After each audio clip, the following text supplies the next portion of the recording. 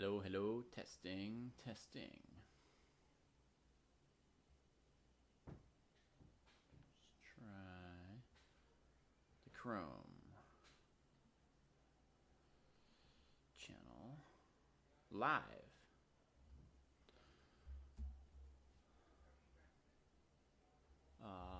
Check YouTube. Brilliant.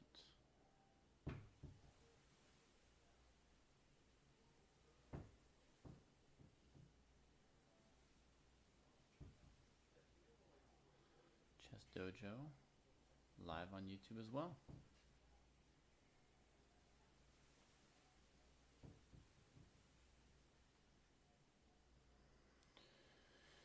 All right, so let's see how our tournaments are going. We got an endgame here with equal material. Black offers a bishop trade.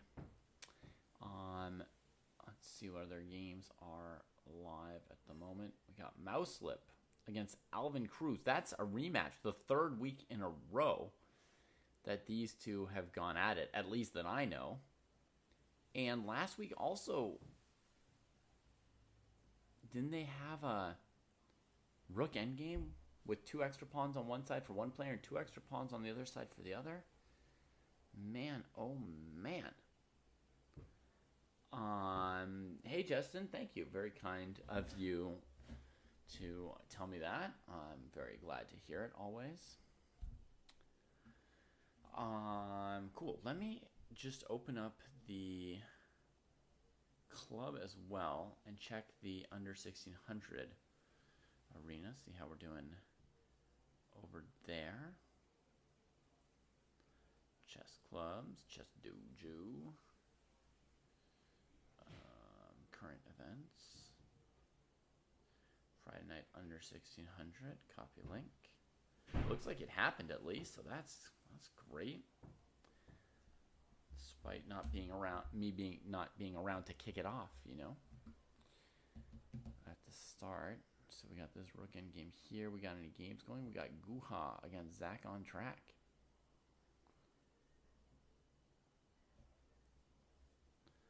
All right, so we got another rook ending. 2 rooks each. Pawn structures slightly favorable for black, maybe? But this rook is pretty well placed here. Probably Zach is going to want to defend the pawn. Haha, thank you, DH Germany.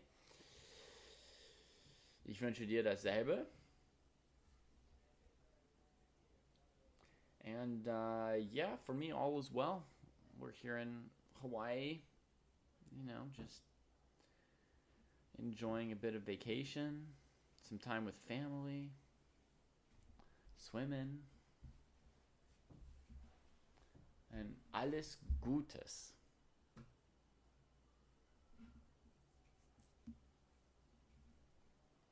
Okay, so we got 3 games on the docket right now. All endgames at the moment. 3 rook and pawn endgames. Incredible. So bishop f5.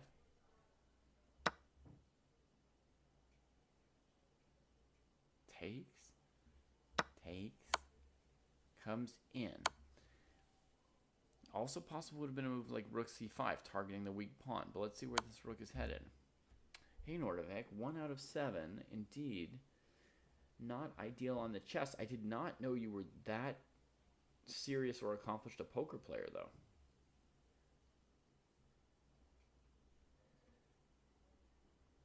Oh, yeah. We're having a great time. Hawaii is very nice. If you like relaxing. And, oh, I see my computer's not doing great. Sorry. It says we're dropping half of our frames. So what is going on?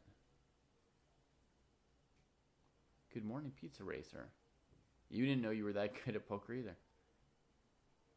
How bad is the stream, folks? Because my computer thinks that it's really bad. It's showing me that I'm just have a not very good connection at all.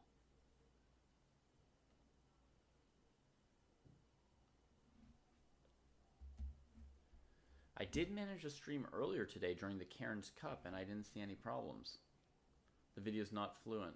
Okay. Let's see what we can do.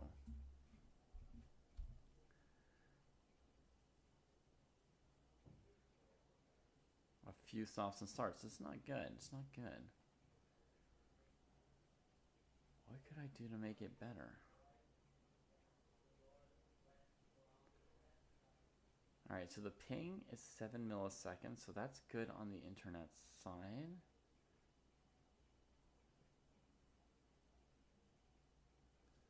Yeah, a bit jittery. Your left ear enjoys it before your right ear. It's not a good sign. Okay, it's not our internet provider's fault, because the internet numbers are good. So it's either my computer or maybe OBS.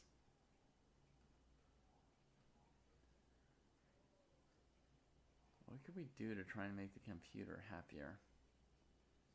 We could close some windows, right?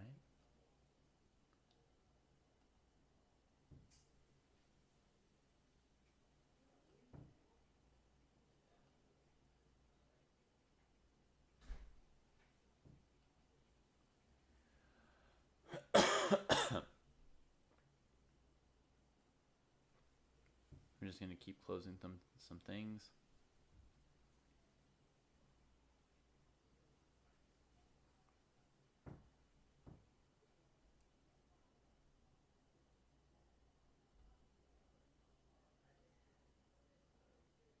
Okay.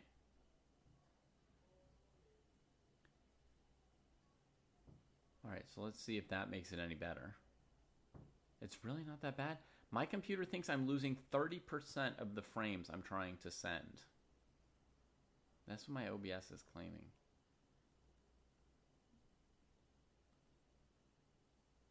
And I haven't seen any move in this chess game for a while, despite black being in check, which is suspicious. Refresh it and it still shows that. Okay, let's check this other one. Zach on track and Guha. We got rook a6 defending the pawn. I approve. That's kind of what I thought.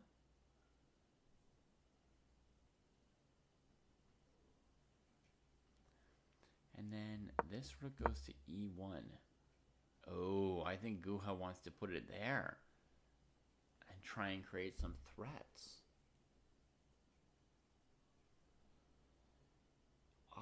Yeah, I made IM around age 24, I think.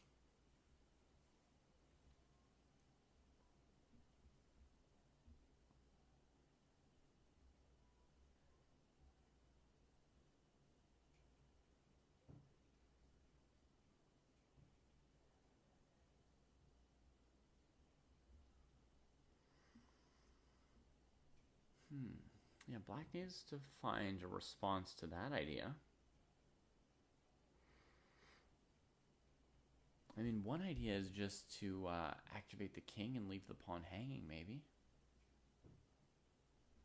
How many hours daily did it took? I'd say from age 12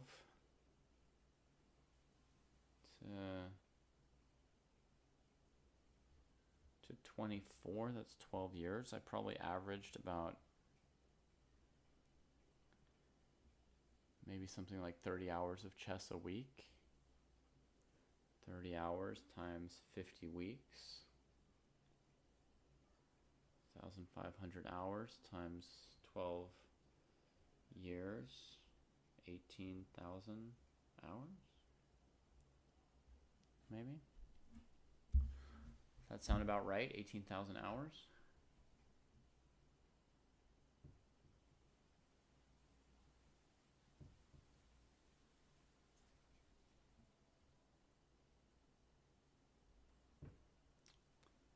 Maybe black should play rook a to a3,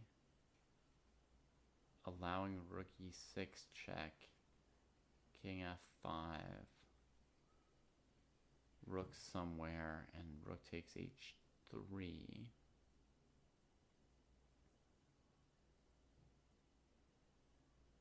I'm not sure how excited I am about eating this pawn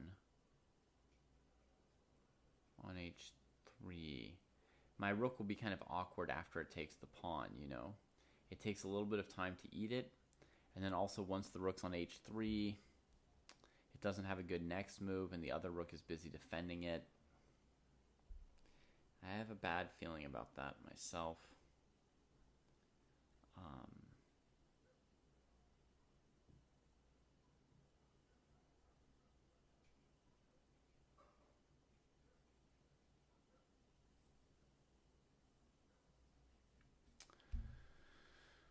So to me, this is one move which makes sense. Is there anything else that makes any sense?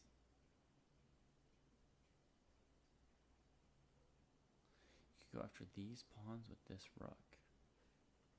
So let's say we played here. And let's say white ignored us. And we took, and white checked. The king came here. Now this pawn's hanging, but so are these two.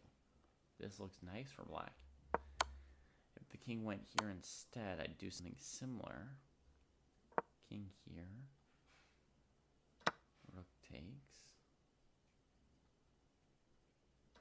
King e5, and black's up a pawn. And I mean, I'd be pretty happy with black's position too.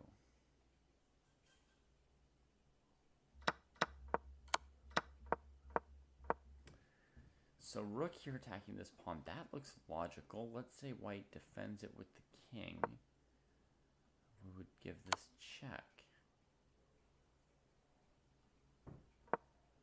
Rook e3, then here.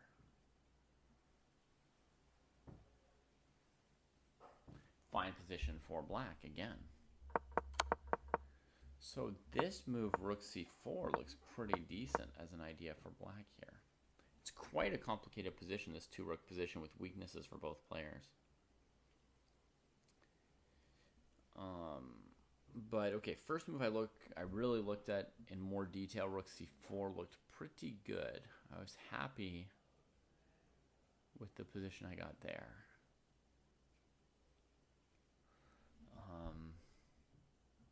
Other move I suggest was maybe king here. Now that I've looked at rook c4, nothing else is going to seem as good. Rook check, defending the pawn. King here. Repeat. So at least white can repeat. Whereas in the rook c4 line, I got the advantage for black. I like rook c4 so much, I think that black has a little bit of an advantage if they play rook c4. I'd rather be black over white. I'm going to bounce between endgames, between positions. Let's check out this, Mouse Lip and Alvin Cruz. Wow. So check here.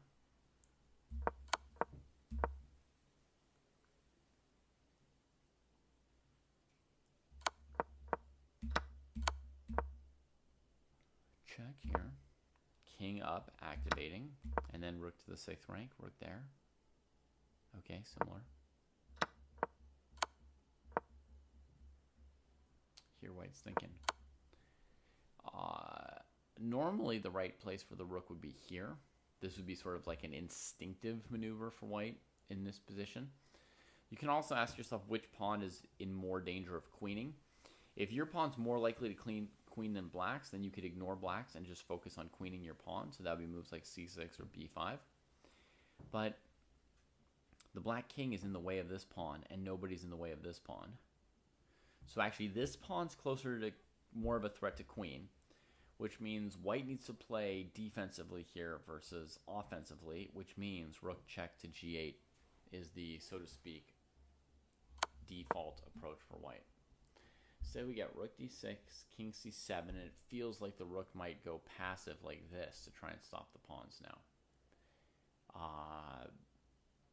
Could be just a game-losing choice, this direction for the rook. Of the 18,000 hours, can I roughly estimate the time I spent on openings, endgames, tactics, analysis, etc.? Hard to say, right? Very hard to say. Accurate with any accuracy.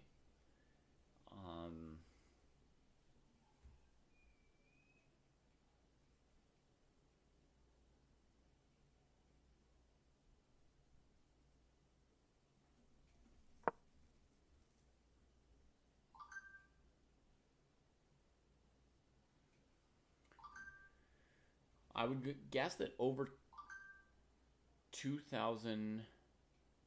I would guess that over 2,000 of those hours, Justin, were simply playing games in tournaments.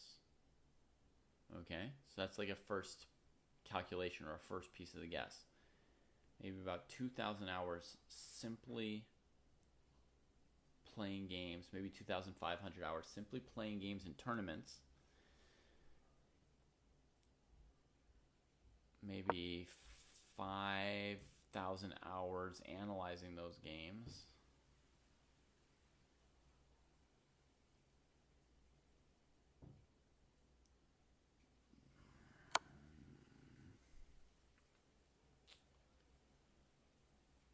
Maybe another 100 or 200 hours playing training games of like full games.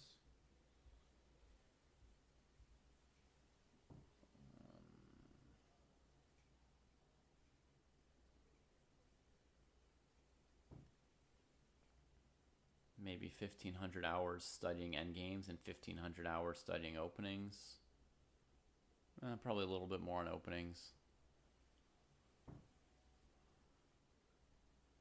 And then maybe 1,000 hours on tactics.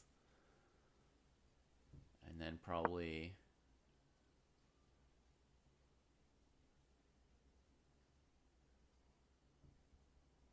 that probably still leaves about 10,000 hours, which probably includes something like 3,000 or 4,000 hours of analyzing random things with other players, you know, whether it be openings, end games, their games, my games, just sort of like being in a, you know, with almost never with coaches, almost always with other players, like my peers around my level, just analyzing and discussing and going back and forth about positions. And then the other 3,000 hours, 3,000 or 4,000 hours reading random chess books.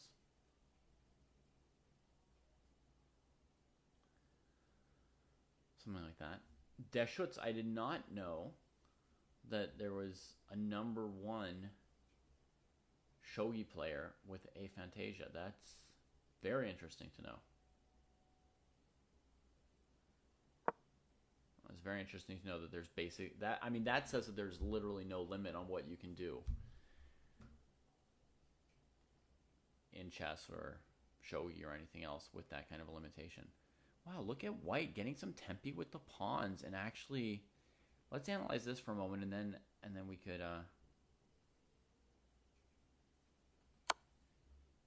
answer some more questions here. So after check, the king comes here, which gives white some hope that they'll get a tempo right here. And so mouse lip goes for pushing instead of coming back and trying to stop this pawn. It's possible that a more circumspect move for black would have been king c8, avoiding that check, but white can still just keep giving checks until black steps up on a square like this, right? But maybe white's rook is kind of stupid on b6, right? And now it's blocking the b pawn. Yeah. So probably a minor inaccuracy or major inaccuracy here from black with king c7 versus king c8.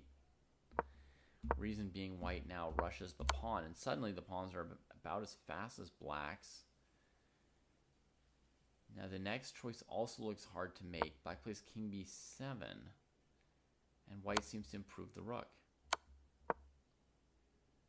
Yeah, in shogi, calculation is even more important than in chess, relatively speaking. So if he's able to calculate like that in shogi, right, I mean, you can do any kind of calculation.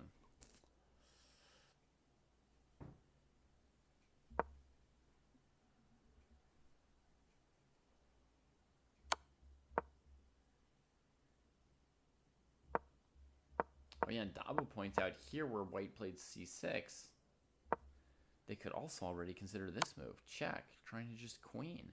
And on king b8, c6. You're just threatening to queen again. And the king's just giving you another tempo. And white is just won by resignation, by the way, folks. So this happened relatively quickly. Look, Dabo, c6 wasn't too much of a waste, because even after b7 check, king d8, you still have to play that c6 move, right? So here white played it first, not giving black one extra option, basically, of taking the rook. You know, one extra option of taking the rook, letting white queen. So c6, rook g4, just check, and resigned because of king b8, rook d8. Amazing, and white suddenly wins. I imagine the drafts and checkers is basically 100% calculation BB, because the difficulty of it, because the difficulty of the game should be such that a human can simply calculate the whole thing. Okay, so Alvin's saying on the last move blundered this rook d8 thing. Could they have tried rook d8? Rook d4. The point is, if white trades rooks, even though you're up a pawn, this pawn queens immediately and with check.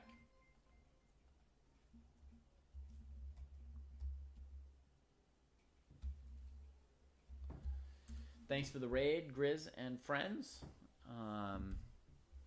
And if you don't know who we are, welcome to Chess Dojo. I'm David, one of 3 chess teachers on here. And tonight we're watching Dojo'ers play classical chess games against each other. So that means they've got long amounts of time on their clock. The over 1600s have an hour and a half. The under 1600s have 45 minutes. And on top of that, they've got a 30-second increment every move, which adds up to quite a bit more time as well. Can I talk louder? Maybe, but I wouldn't want to. I can turn up the mic a little bit louder if you want. Like that. Is that better? Thanks, Chris.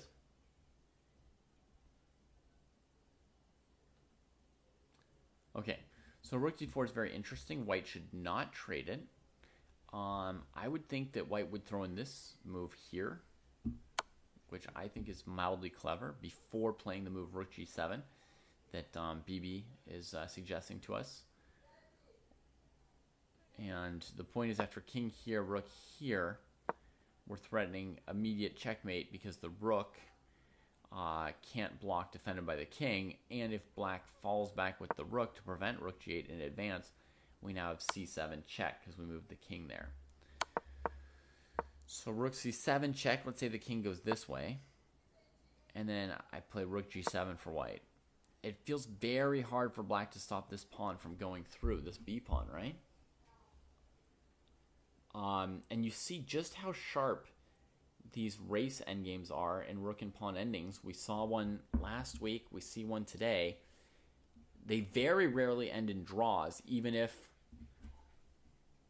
the position's sort of symmetrical, because somebody's going to queen one move before the other person, and then it's not going to be symmetrical anymore, you know? It always, the tempi gets so important. So first of all, here, this rook d6 did not look good to me. I thought king c8 looked pretty good for black, but then one free tempo is all the pawn needs to go from, you know, assuming we're behind and we need to try and get our rook over here to defend, to saying we're ahead and we're just going to go queen. And then with this move, black may have given another tempo to rook d7 compared to king c8, although I don't know whether king c8, c6 would really be any different. Let's just see here.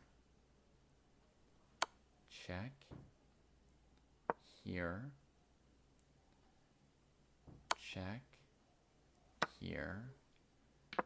Queen.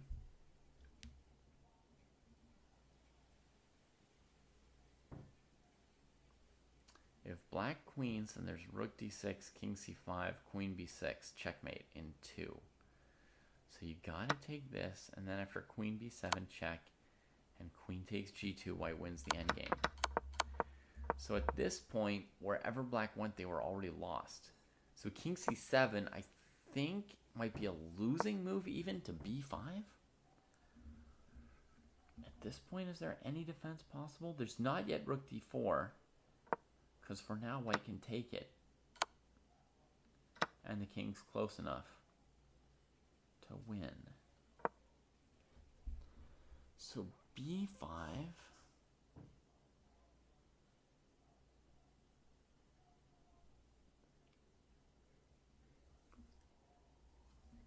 Looks winning suddenly.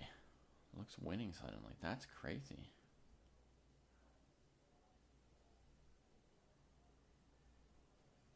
King c7 was a costly move in that case.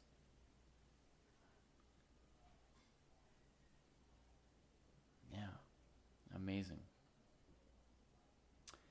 Amazing. Turns on one tempo here. King c7 giving white one tempo, and they just go for it and win this endgame. There's a chance, Mitt Romney. Yeah, I don't, now that I switched time zones, I don't know for sure what time things are going to be at. So today we're still seeing what it's going to be. This game here, we got check, here, check. Yeah, neither player could make progress. Equal pawns in this rook and pawn ending. Best white could do would have been this, attacking the a pawn. This is the closest thing white has to maybe a win, is to do this. The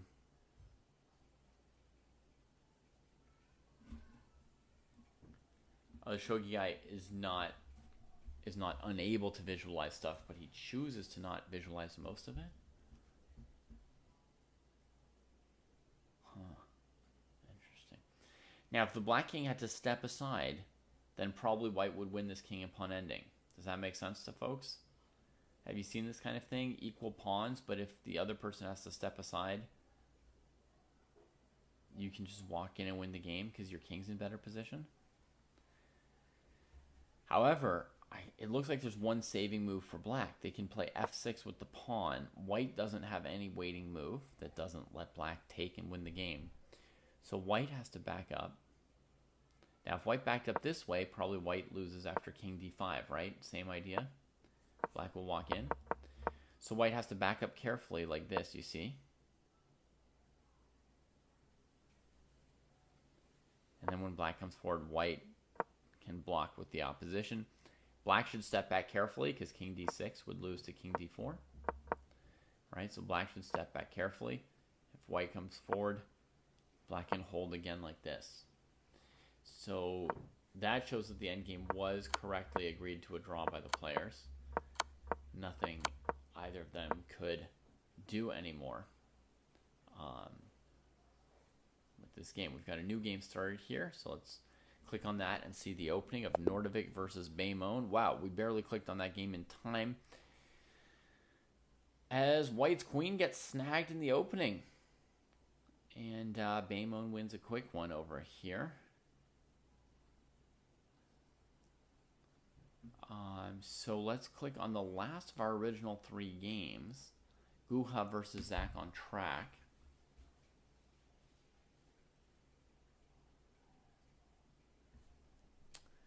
Black's now up a pawn. White's threatening this pawn. But black could defend by just forcing a rook trade, right? So black has that option.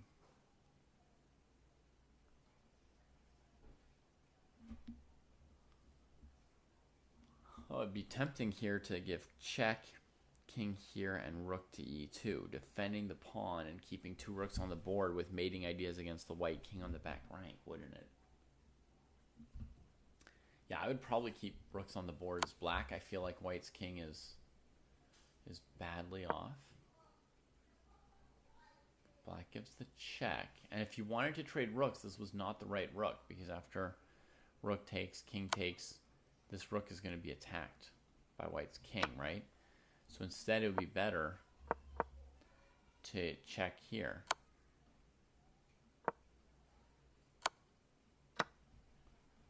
Like so. Makes sense? Because your rook's not sitting on f2 at the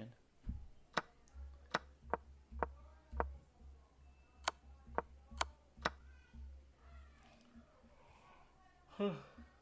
While they think, I want to backtrack for 1 second and see the moves that we missed intermediately. So Zach, I'm going to give Zach a lot of points for this. Played the move rook c4. Then rook g... Yeah, rook g1, rook f4. I approve. King f5, I approve. King e5, I approve. Now here, strong consideration to rook f5. Leaving white without much in the way of counterplay, right? Yes, this is the closest thing white has to counterplay. And then it doesn't feel like white has time to go take the h-pawn, but let's just check. Because that's the only way to avoid losing. That pawn's going, gone, right?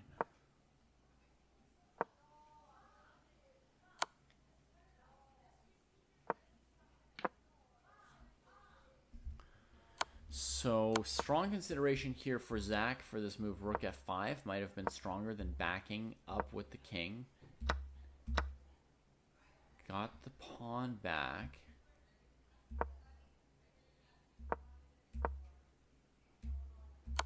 Then we get the wrong rook trade. So this endgame is favorable for black. You can see, though, that the rook trade on g1, black's wasting a whole tempo on rook c2 where the rook could have already just been sitting on a2 to begin with, and black could have started advancing. So, major inaccuracy again, full tempo of inaccuracy.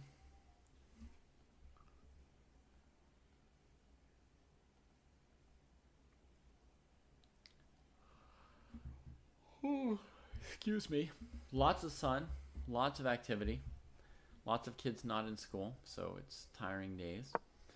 Rook g6, fine. I mean, the main thing you want to do is move this h-pawn.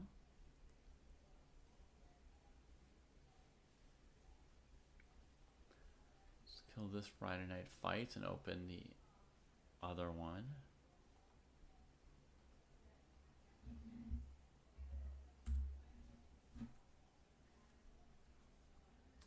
You mean that king and pawn ending, BB, from the rook endgame was a good good learning one? Okay, there's a new game starting over here between IOE, JEII, UOIE, and Chess Aesthetic. So this one starts with a Petrov defense, e4, e5, knight f3, knight f6, attacking each other's e-pawns. Then those e-pawns get slaughtered. We get here. Hey, Ilra, I am tired. How about you? How are you doing?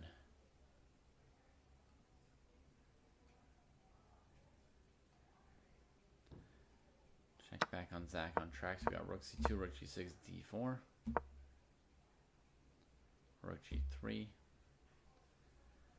Tempting to just push this pawn next. So both pawns are getting closer to queening, and they're helping each other out, as good pawns should.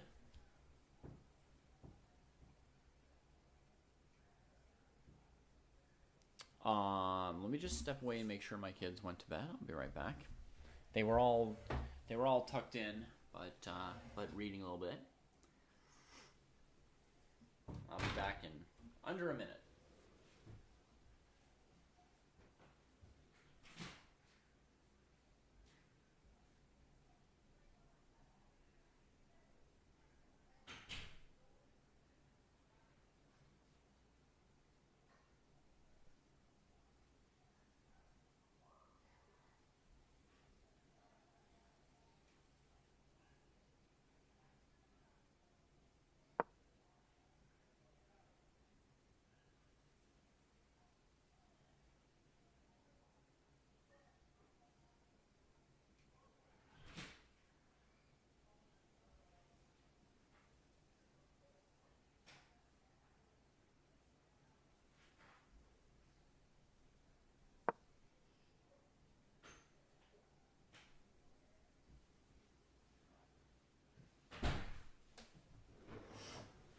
Good kids.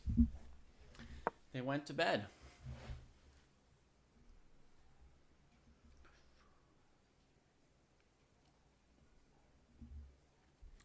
So how's my day in stream going? The day's going well.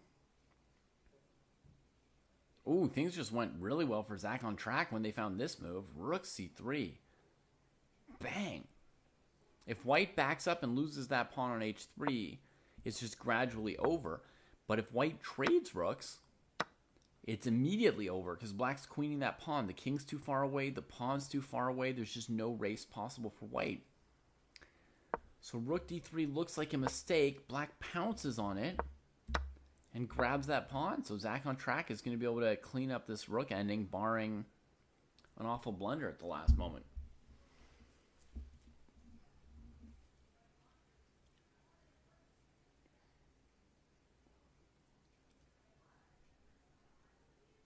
Whew. I fell into a nasty trap on my way back from checking on the kids.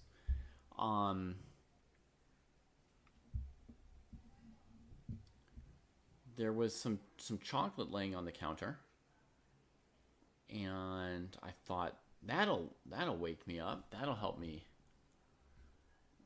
last a little bit longer on the stream. But it was like 80 or 85% dark chocolate or something with salt in it, or sea brine or algae or something horrible, and I'm regretting it. I'm from California, currently spending a couple months in Hawaii. How about you?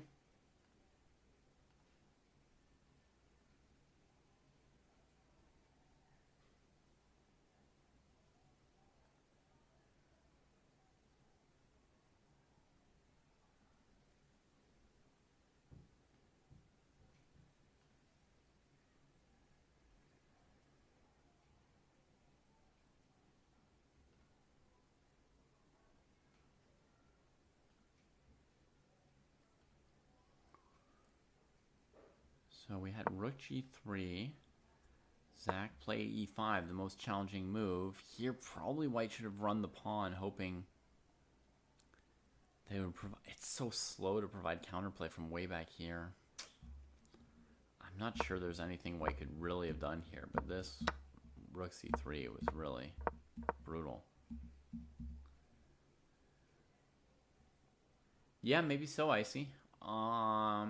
Send me the link when you start playing, and if it overlaps with my timing, I would gladly.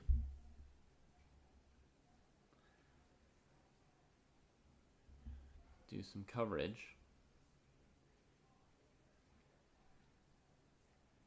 If my coverage time for Friday night ends up being more consistently this time here, now that I've switched a few time zones for the summer, this might also be a time when you could schedule some of your games, maybe. Let's click on our other game with IOE, etc. against Aesthetic. So knight f3, knight e4, d4, d5. Classic Petrov position, also kind of like an exchange French structure. Bishop d3, bishop d6, castle, castle. Rook e1, maybe pressuring the knight, but black defends that easily. Players still playing reasonably quickly, about 30 seconds per move. They shouldn't be completely new to this position. It's a pretty standard one, at least for black, if they play the Petrov. I've been streaming chess on and off since 2009.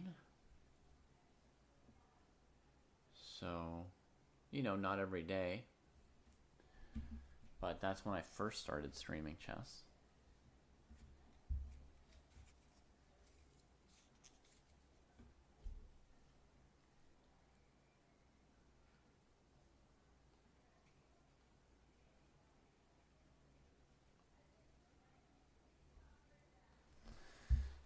So, okay, it looks like white's sinking into a think here. What might one do here with white? I was just thinking maybe of like knight c3 and knight d2.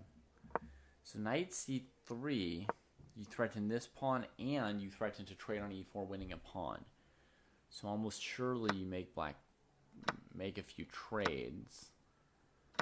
And then in this position, I guess white's hoping that something with queen b5 or knight g5 is going to create a little bit of initiative, create some little weakness in black's position that you can keep taking advantage of, because the position is simplified by 2 trades and our pawn structure is damaged by it as well. So that's, I don't know, a continuation I was thinking of, but that looks a bit risky. Knight d2. I think here the idea is that if knight takes d2, white's going to take with the bishop and leave that knight alive. And then against knight f3, you'd have queen f3, and white's doing okay with this bishop pair. I mean, nothing amazing. I imagine I have most of the stuff I need for streaming after 15 years, yeah. Computer, mouse, microphone, video camera, OBS.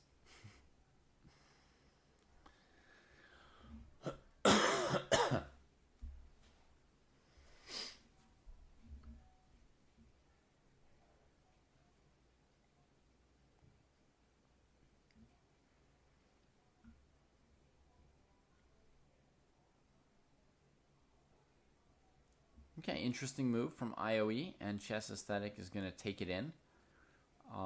White thought for a minute and a half on this move. Oh no, black's already answered. They played rook e8 while we were looking at that variation, so that just defends e4. White plays c4 going after d5, and the obvious move would be c6 to just keep the chain of defense going. Other options for black, knight d2, bishop f5 doesn't look great. Wait a minute.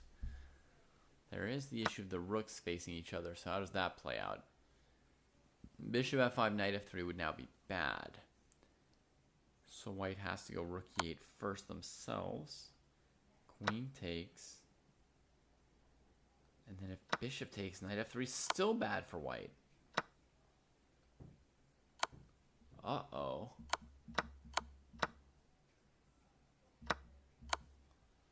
Technically, we can take like this and not get back rank mated, right? But if this is what we're doing, then something has gone wrong for white. Not only that, black can grab this pawn. So that's not at all good for white. So what is white planning if black takes on d2?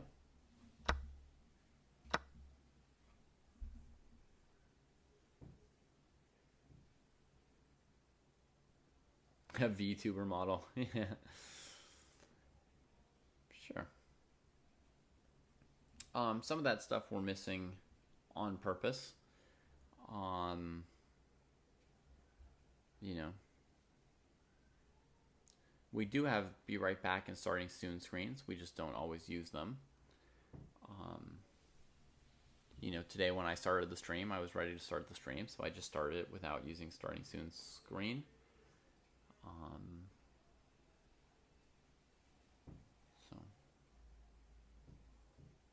And I don't think we need most of those other things.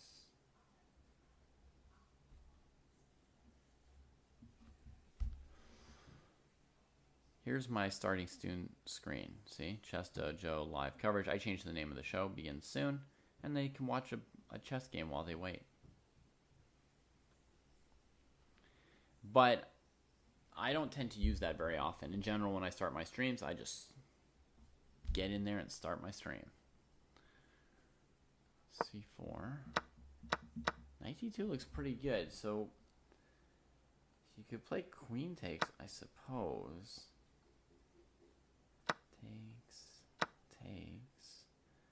Takes. And this position is just very easy and pleasant for black.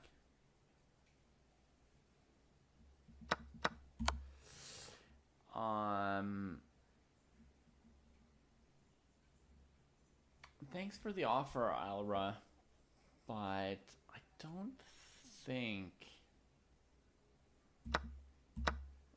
that we're really missing anything right now.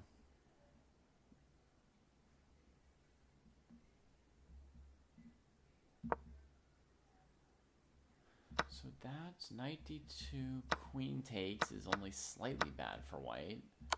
Rook takes turned out very bad. Ay, ay, ay. I think the inclusion of rook e8, rook e1 has made knight d2 like quite good for black, actually.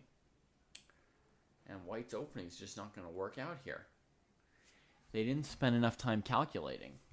You know, 2 or 3 minutes on this concept is not enough at this level. You know, for getting into the game, you need to put some more time and effort into that concept. Let's check out our other game, which I think could have wrapped up by now. It has. Zach on track.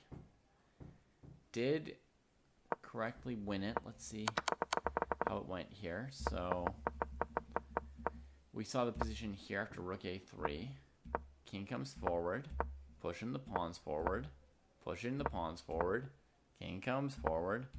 Just methodical, just always keeping everything defended, and the pawns advance. And then rook c3 to c1. That doesn't look defensible. I think also king d3 would have done something similar with e2 and d1 coming up. So rook b1, rook c3, king e2, rook c1, check. And then queening with check and mop up. So, well done here. Okay, good question, Alvin. Good question. Alvin asks, what is meant by using time correctly? So, I don't have Instagram, Ira. The only thing I have on your list is Twitter. And our company has the Twitter username Chess Dojo, maybe with an underscore. I'm not sure. And my username on Twitch is probably on Twitter is probably D Prus, my first initial and last name. So Alvin asks, what is meant by using time correctly, right? So when you play a chess game, you've got certain resources that you draw upon to try to win the game. Your resources include your chess ideas, your chess knowledge, your calculation skills, your evaluation skills, your ability to stay calm, all the psychological skills like staying calm, right? So staying calm, making good decisions under pressure, you know, keeping your confidence up, reacting to exciting developments or upsetting developments during the game. All of those kind of psychological qualities and characteristics are part of, you know, the resources and the skills and the qualities that you bring to the chess game. And then another one of the resources you have is the amount of time that the time control gives you. So in this case, Chess Aesthetic and IOE have 90 minutes plus 30 seconds per move to think. And you know, the more time you have to think, the better you're likely to be able to play, the more problems you're able to solve, the more you're able to recover from something that goes wrong and, you know, find your reserves and keep going. So, by the way, notice that black spent 6 minutes here. White had spent 1 minute on knight d2, 1 minute on c4, right? So this is where I was saying they were not using time correctly, which is why Alvin Cruz is asking about the time usage. And then black suspects that white's done something wrong and spends 6 minutes thinking about it. You have an hour and a half. You could think more than 6 minutes if you wanted to, right? So, game's pursuing this way. So the idea, Alvin, is that having time, that's one of your key resources. Like all your other resources, you have to marshal it correctly. Your resources are also, I guess, the pieces you have, the material on the board, the time you have on the clock, and then all the skills and everything you've got in your head. So you're using those resources to try and beat your opponent. If, let's say black thought a long time about queen takes rook here. That would be a blatant example of using time incorrectly. I'm starting with like a blatant example to make it easier or more obvious for us to understand what we're talking about, right? So to think a long time about queen takes rook would be bad use of your time, right? You've got an hour and 24 to play the game, and let's say you spend 10 minutes or 20 minutes thinking about queen takes rook. Why would I call that bad time usage, Alvin?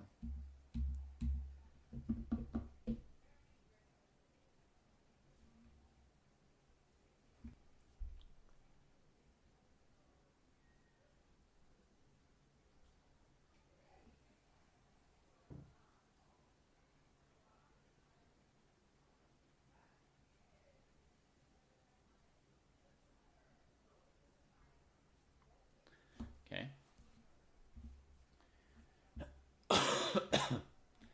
The reason it's bad time usage is because basically on every move you're solving chess problems, and some of those problems are really easy and some of them are really hard, right? So one of the basics of how to use your time is to spend more time on the harder decisions or more time on the more important decisions and less time on the more obvious decisions or the easier decisions, right? Here black has two moves they could play to escape check from the rook. One is queen takes rook, capturing a rook, right? Another is bishop f8, not capturing the rook and allowing it to capture your queen. So if you compare these options, it should be relatively easy to identify which option is better for black and which option is worse for black, right? Therefore, after rook takes e8, you should be able to identify which of those two moves is your best move in 1 second, probably. If you want to be careful, you could spend 2 or 3 seconds, but you would never spend 10 or 20 minutes thinking about this move. Why would it be bad usage of your time? Because at some point later in the game, you're going to have a tough decision to make, and you won't have enough time to make it, right? So playing an obvious move slowly is bad time usage. Playing a complicated move quickly is another bad use of time, right? So white did the opposite thing on this move. They played c4. It's a very complicated move. It leaves your bishop on d3 undefended, with their bishop having a sort of hidden x-ray attack through to it, right? It attacks their pawn. It doesn't develop your pieces. It's a complicated move. And you want to play a complicated and risky move like that, you need to spend time assessing how good or bad it is for you. To play this move c4, you should probably look at knight f2, knight d2, and knight c3 before you play c4. Probably also pawn takes pawn you should glance at for a moment. So that means there's 3 or 4 moves for your opponent you have to check before you play this move. Do you guys think that white even looked at knight f2? The other thing is you might not see knight f2 right away as an option. You might not see knight c3 right away as an option, attacking your queen and opening up this attack. Sometimes you need a couple minutes just to see what your opponent's options are. I mean, when you're here and you're considering c4, you're like, okay, I'd like to play c4, putting pressure on their pawn. What moves could black play in response? I guess they could take my pawn, they could defend their pawn, they could trade my knight. You know, maybe you don't immediately notice that because your bishop's undefended, they also have options like knight f2 and knight c3. But if you spend more time thinking about the position and you like ask yourself, are there any issues? Are there any factors? Maybe because you look at this capture, which is an obvious candidate move, you start noticing that these pieces are attacking each other, and then you notice they're both undefended. And from that, you eventually reason back and say, oh yeah, knight f2 and knight c3 are possible moves as well. Now that I'm thinking about it, knight f2 might have been even better than knight d2, right, folks? Knight f2, attacking the queen. King takes f2. Bishop takes bishop. And black is temporarily up a pawn. White could win it back like this, but those pawns don't look like really serious pawns, right?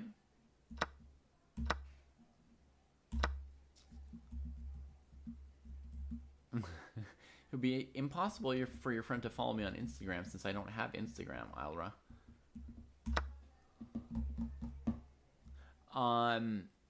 So this position, Alvin, you see that before playing c4, it's a move which has a certain risk factor. Therefore, to play it, white has to spend more time checking carefully what they're doing. In 1 minute, what do you think are the chances that white looked at knight f2, knight d2, and knight c3, as well as pawn takes c4? I doubt white looked at all those options for black. And I think that white didn't even notice that after knight d2, bishop f5, knight f3, queen f3, rook e1 is back rank mate. This was white's original plan for how to deal with knight takes knight. And I think my judgment on how fast white played is that when they played c4, they had not even noticed that knight takes d2, bishop f5 doesn't work anymore. Right? So that's using time incorrectly, right? Playing too quickly on an important move that might blunder the game for you, and that in fact was sort of a bit of a mistake from white, right? So now your original question was not what is using time incorrectly, it was what is using time correctly, right? And that's something that's a little bit subjective, so it's hard to ever like totally get it right. And I don't know that anybody has like perfect or correct time usage. But to some extent, correct time usage, the first step of it would be not using time incorrectly, right? So the first step would be don't play obvious moves too slowly, and don't play important moves too quickly, right? Then as you get better, as with everything in chess, there's more and more levels to it, right, Alvin? So like the beginner level is what I've just said, right? And the more advanced level of it is constantly thinking things like, how complicated is the game? How much time am I going to need to finish the rest of this game successfully? Do I have enough time on the clock? How much time do I have left for this next decision compared to how much time I think I need to save for later decisions that would be coming up in the game? And then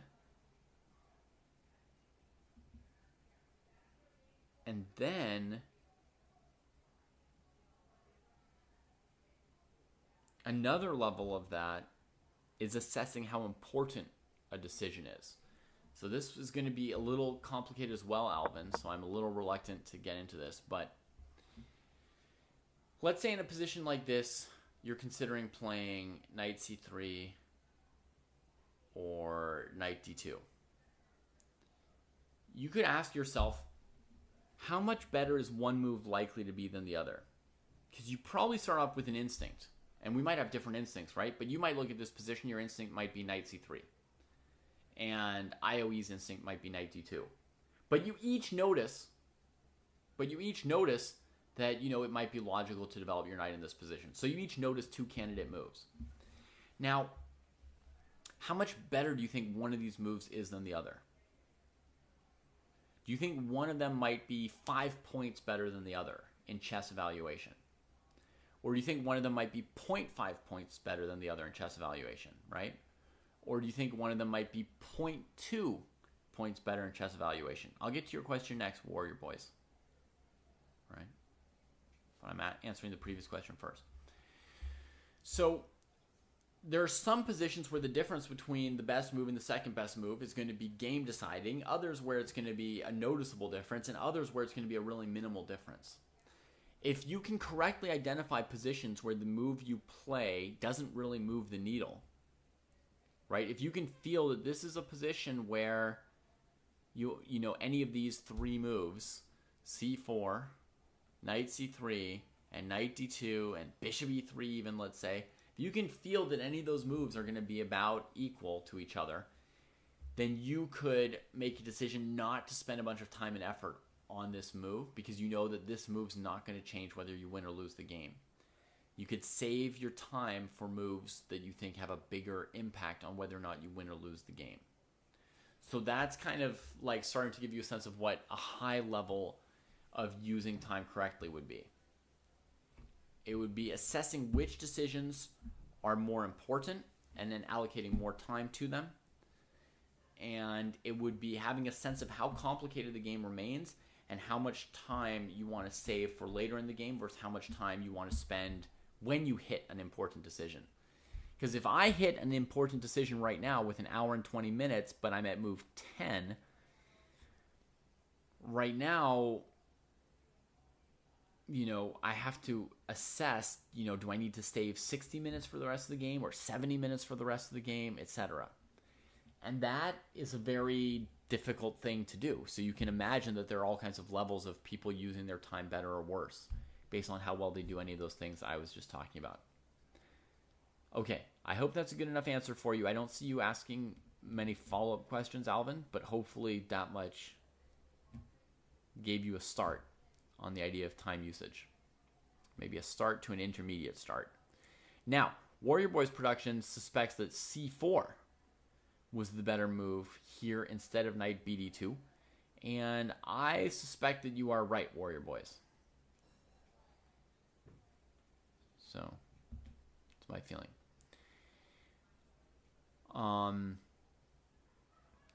Alvin, when you were in that rook endgame at the end, for example, that's a situation where you only have one or two more difficult moves to find in the game towards the end, right? So I think you were the player on the black side where white played rook d6 check, and you had to choose between king c7 and king c8, and you played king c7 rather quickly, and I believe that king c7 was the losing move in your game. Which I could be wrong about, right? But if I'm remembering correctly, and if I analyzed it correctly, I think king c7 was the losing move. Now, to some extent, when you get really close to the end of a game, you could judge that you don't need much more time as long as you solve that move correctly. So you could allocate a lot of time to the choice between king c7 or king c8. If you had a sense like, oh, this might make a big difference, king c7 or king c8, and let's say, I don't remember what time you had on the clock. Let's say you had 15 minutes left, maybe. Maybe if it were still the middle game, you'd say, I only have 15 minutes. I should only spend 1 or 2 minutes on this move because I need more time for the end game, right? But since you're really close to the end of the game, you could spend 5 or 10 minutes out of those 15 minutes to play the right move if you sense that that's a critical move. You see what I mean? Because you see how much runway you have left to figure out. It did look to me briefly like you had the advantage when I first got to that rook and pawn ending, but when white played rook d6 check, I think king c7 was losing and king c8 was complicated, let's say.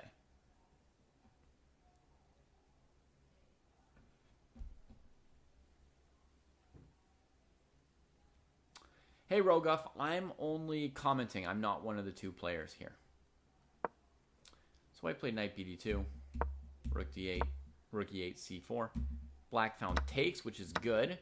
Arguably, knight f2 was even a little bit better. You thought that you were winning until the very last move, Alvin? Okay, so that's a very good sign that you have either too much confidence or some kind of a weakness in rook endgames, right? Because once your opponent played b5, b6 with check, rook d7 with check, c6, it's really unrealistic to think that you were winning. He had 2 pawns on the 6th rank, and you didn't, right? So white was ahead by that point. In fact, you were probably lost even without the blunder of b7 check, right? So I think you've been lost for a few moves by that point while you thought that you were winning. So, you're probably going to not believe me and computer check it, which is fine. Knock yourself out. I don't recommend it. It's not fine like I recommend you do, but if you do computer check it, you'll probably see that I was probably right and that you were losing when you thought you were winning. And that is a dramatic thing to learn about your evaluation, right? So whether that is a specific weakness to rook endgames or just overall you being a very confident person would be a useful thing for you to know about yourself, right? Good call, Rogoff. It was a Petrov opening. Nicely found. Okay, Ron John said, I find that I'll start a game. I'll typically do what I'm told are book moves. In the mid-game, I don't really know what I'm doing. If you're just doing what someone else told you are book moves, then in the opening, I would add you also don't know what you're doing. I have general rules such as I like to control the middle, or I like to get my back row pieces out, or I like to castle, but that is about all. Okay, those are some good... Yeah, so you don't need the computer eval. Just take it as a data point then, right? That I thought you were losing after white got the tempo of b6 check. and you thought you were winning. So that's interesting right there, right? That we had opposite evaluations at that point. By the way, often when we've got the wrong evaluation, Alvin, we get surprised by resources for the opponent. Why? You didn't expect your opponent to have a winning move, right? So you weren't looking for it. Whereas a very pessimistic person would have been looking for wins for their opponent all the time. You know what I mean? Someone who's overly pessimistic can run themselves out of time on the clock in a winning position and blunder or flag because they don't have enough confidence and they keep looking for winning moves for the opponent when there aren't any.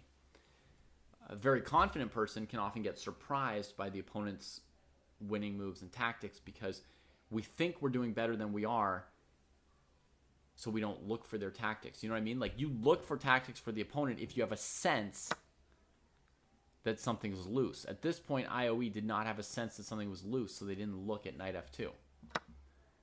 And Chess Aesthetic didn't think this move was trash enough to look as far as knight f2, right? They didn't feel like black should have that good a move just yet.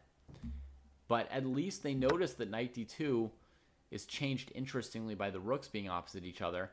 They spent 6 minutes, probably 90+% of that time, probably 90 to 100% of that time calculating knight d2. And they did a good job on calculating it. You know, so they come out with like a nice position here. Knight d7, I agree with this move. I thought a bit, as we've been chatting about all kinds of questions, I was thinking a bit about knight c6 versus knight d7. My first instinct was to play knight c6, kind of attacking the pawn. And then I decided it's better to just head towards b6 or f6 and use the d5 square.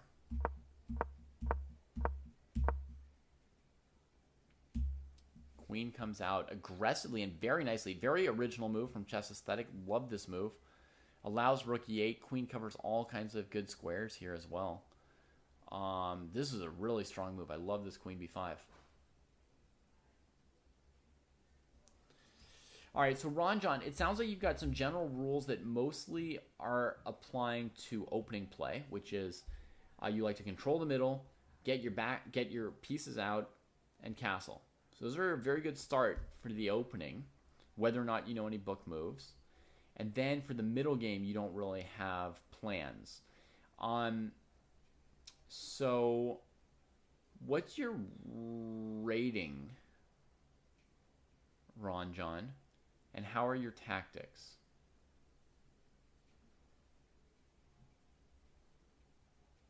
Warrior Boys production, I agree with you again. Just like I agreed with you about c4. Warrior Boys production is saying they like black's position a bit better.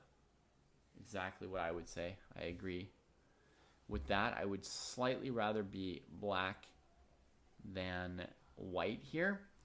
I think it's not over for white. I kind of like the move knight g5 to force a tiny weakness. And then knight e4. Looking at some of these squares. 1 second. Be right back.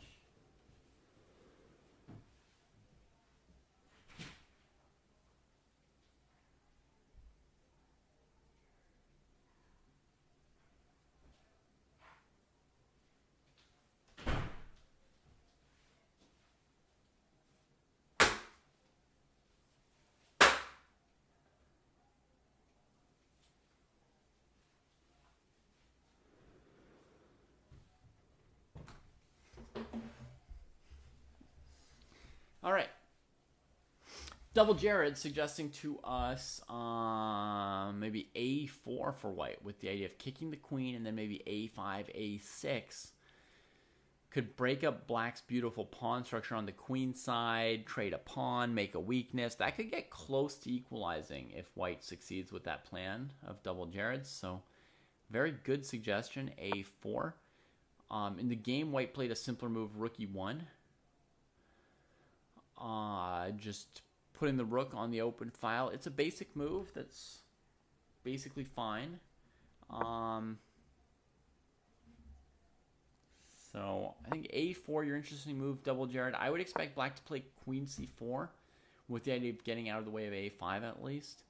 And if queen c4, knight c4, now a5, a6 isn't with tempo and I'm attacking this pawn.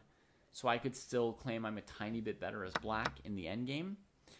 And white might try to avoid that with a move like bishop c3 or something, then I'd put the knight on d5 again, so a5 is not with tempo. And I would still say that black's a little bit better here, yeah? Nothing, game over-ish, but a little bit better. Just a little bit better. Okay, under rapid 1161. That could well be your rating. So that's a pretty decent rating, Ron John. Given what you said about your strategic knowledge and experience, I expected your number to be a little bit lower than that. So 1161 is pretty decent. And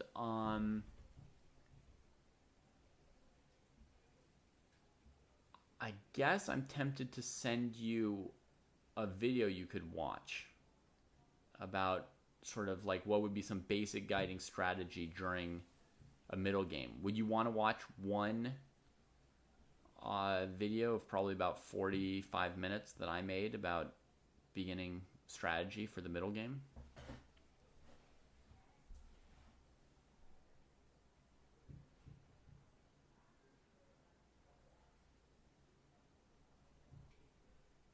Yeah? Okay. So one thing I'm going to say, Ron John, is at your rating, you shouldn't be doing too much studying. You should be doing a lot of playing and a lot of tactics still, right? So I wouldn't really want to give you like a whole book to read or that kind of stuff. You know what I mean? But I think a single video will hopefully not overdo it. Okay.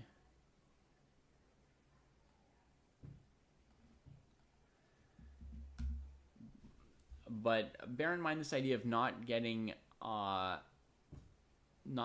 too deep into studying too much stuff at your level, okay? You don't want to overstudy. You want to really be in like practicing and calculating and stuff like that for now until you gain another 150 points or so, definitely. And then gradually you can start studying a bit more and more. Okay? But for now, watch out more on your tactics for the most part, and on just constantly playing and practicing. I've been a chess couch for 30 years, pretty much. Almost. Just under 30 years, but this fall it'll be 30 years.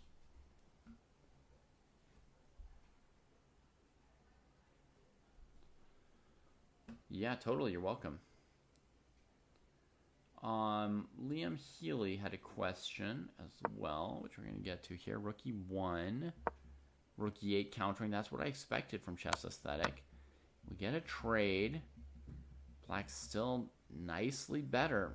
Definitely risking for IOE. The rook trade only helps black a little bit, in my opinion. So I don't love Rook e1 straight into Rook e8 for white. Doesn't impress me, but Knight g5 is the best thing to try here, so that is good. That is very good. That might hold the position together for white here. Is it possible to be a chess master without studying opening theory? Yes. Okay. Here was a slightly harder or deeper question from Liam Healy. Any advice on how to accept that a position is equal after you've been much better for a very long time? That may require some reflection on yourself, right?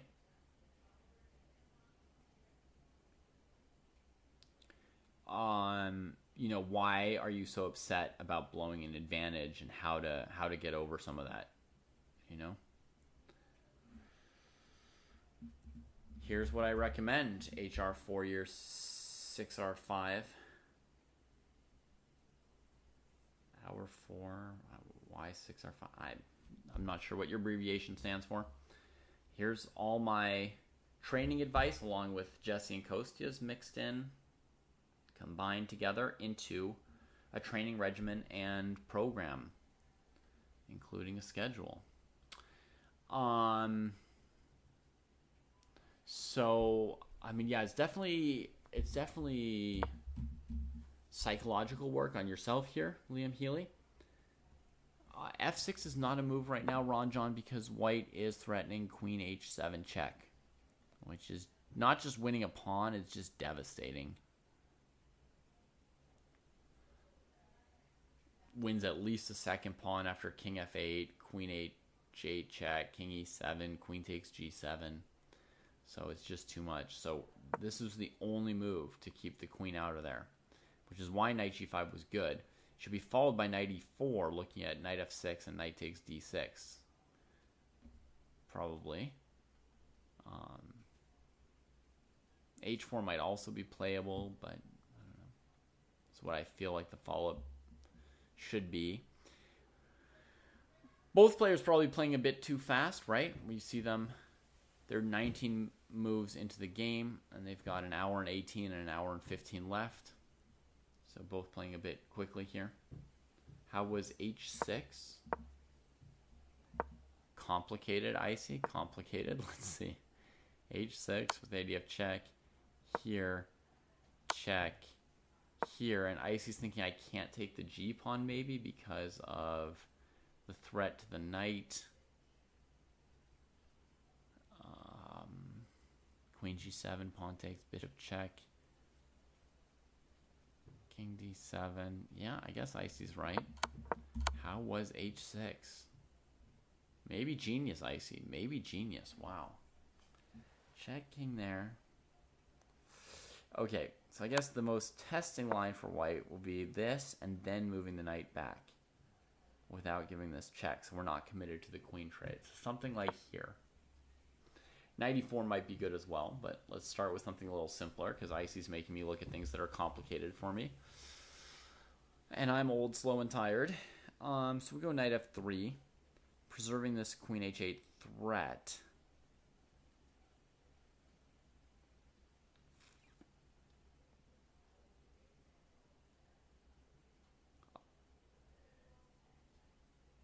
I mean, conceivably, black could go as far as playing queen e2, just getting the queen into position and sacking the pawn. It's definitely a bit risky. If they wanted to protect the pawn, it would be f6, so queen h8, you can play king f7. And that looks playable enough for black. I don't see a knockout for white. If you wanted to knock black out, you'd try and get into the light squares with the knight. But queen e2 will be too much counterplay with this king not protected. So I think h6 is playable, Icy. Looks fine to me. I would think still white has to play a move like, you know, h4 or g3 or something here. And it should be fine for black. Knight g5, g6 played. Okay, so h6 was an alternative. Not obvious, but it was. Knight e4 from white, good move.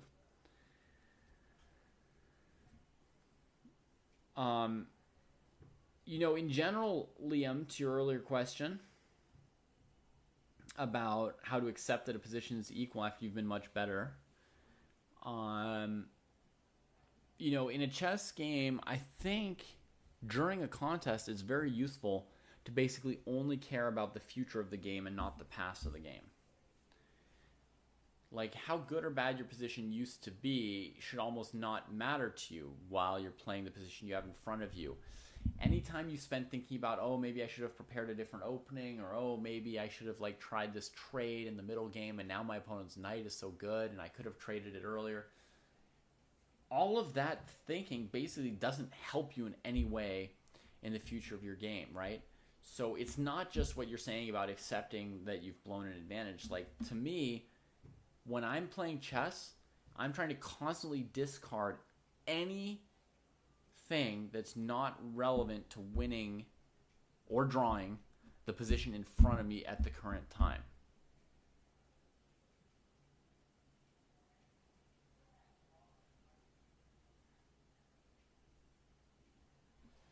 No, Ron John, f5 is not good because of tactics. Knight f6 check. Winning the queen.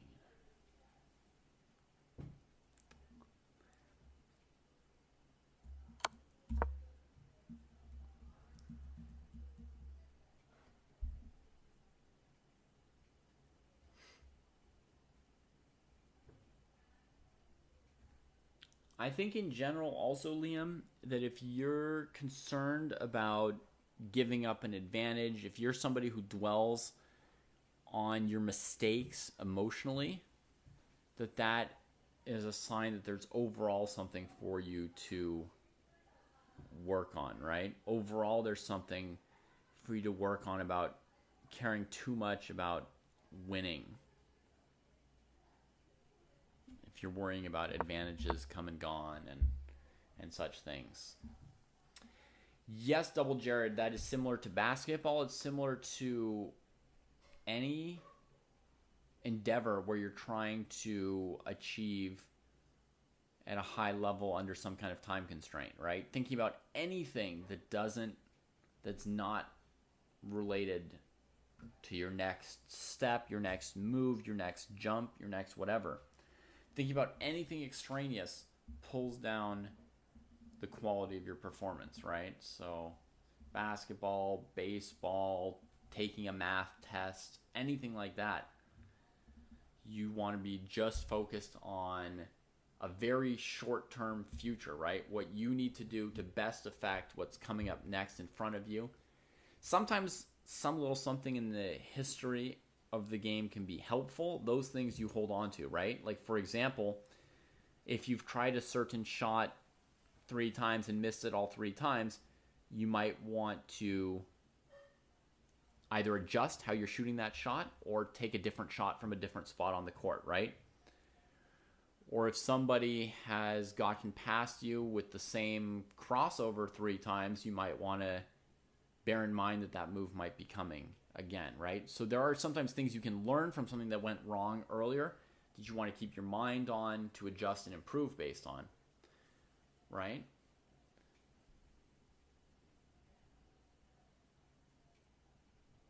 But we're definitely not emotionally dwelling on that stuff.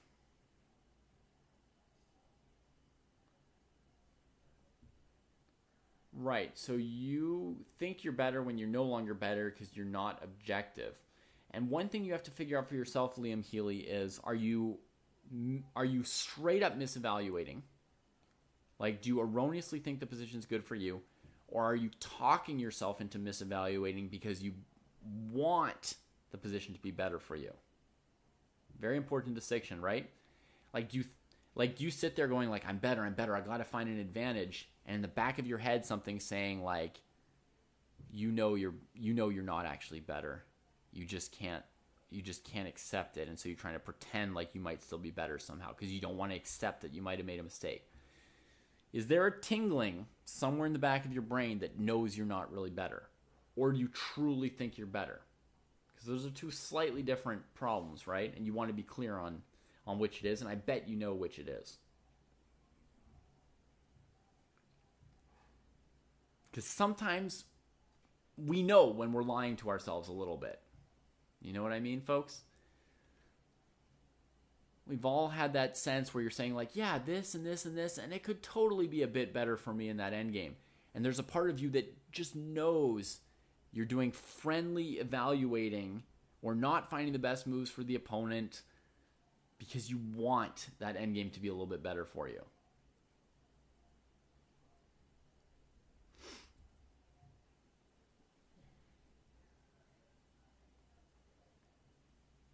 All right, Rankwise asks, weird question, it's not actually a weird question. Rankwise asks, does chess growth or can chess growth happen in major spurts? I woke up a week ago and felt like I could see the board a lot better all of a sudden, and my rating jumped 100 points this week. I've been working a lot, but saw no improvement, and then I saw it all at once. Well, what does the evidence of your own eyes and experience tell you, Rankwise?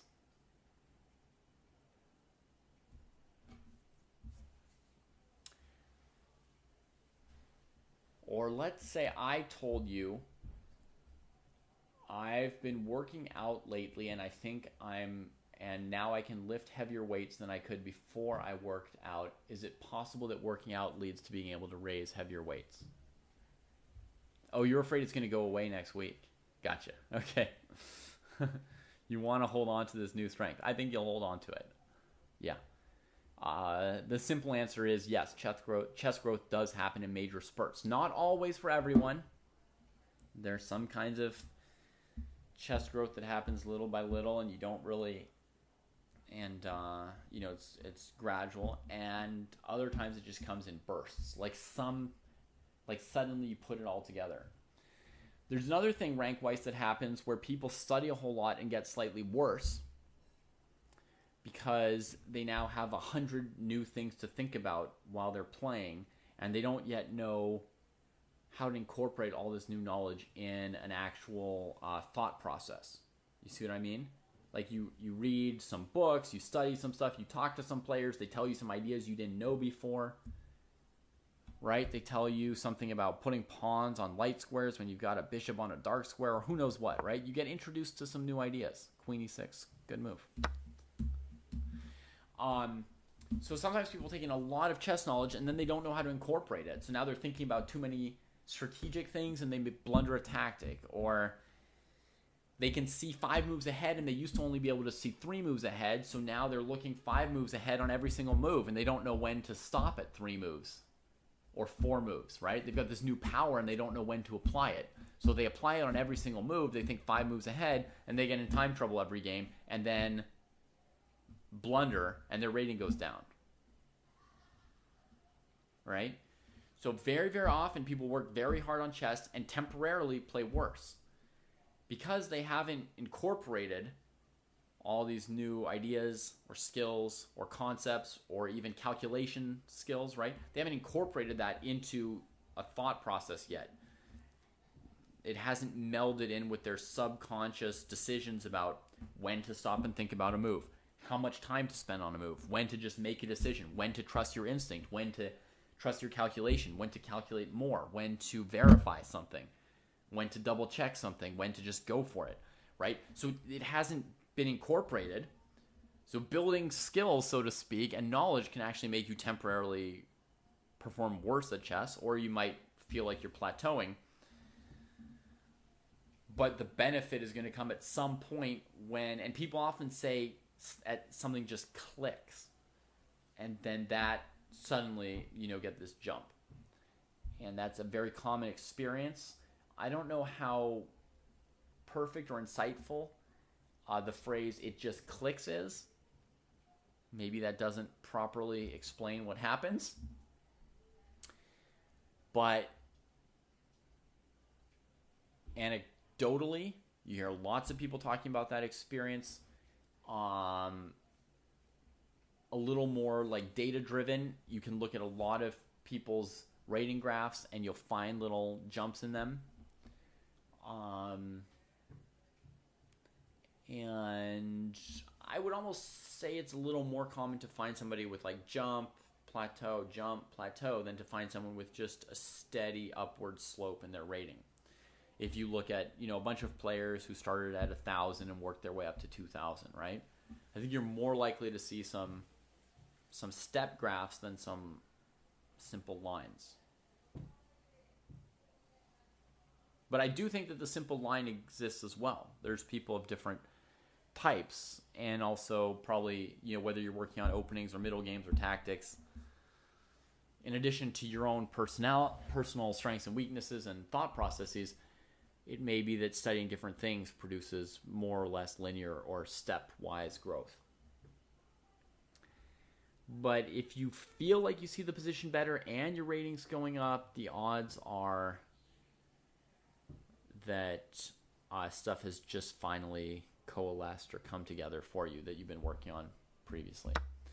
Queen takes d6, queen e4. Yeah, fighting about as well as can be fought. Another interesting move for white here would have been bishop h6, trying to force the black king to always have a bad back rank. After queen d4, winning a pawn, which white might have feared, they can't win back the pawn on c7 because of back rank mate, before they can deliver back rank mate. So they may have feared that after bishop h6, queen d4, they can't really get the pawn back. Might be looking at something like h3, c6. Maybe not enough compensation for the pawn. So white centralizes the queen, defending this pawn, attacking this pawn, attacking this square. Has black moved yet in response? No, not yet. Black's thinking a tiny bit more than white. My feeling is you can play queen d5 here for black.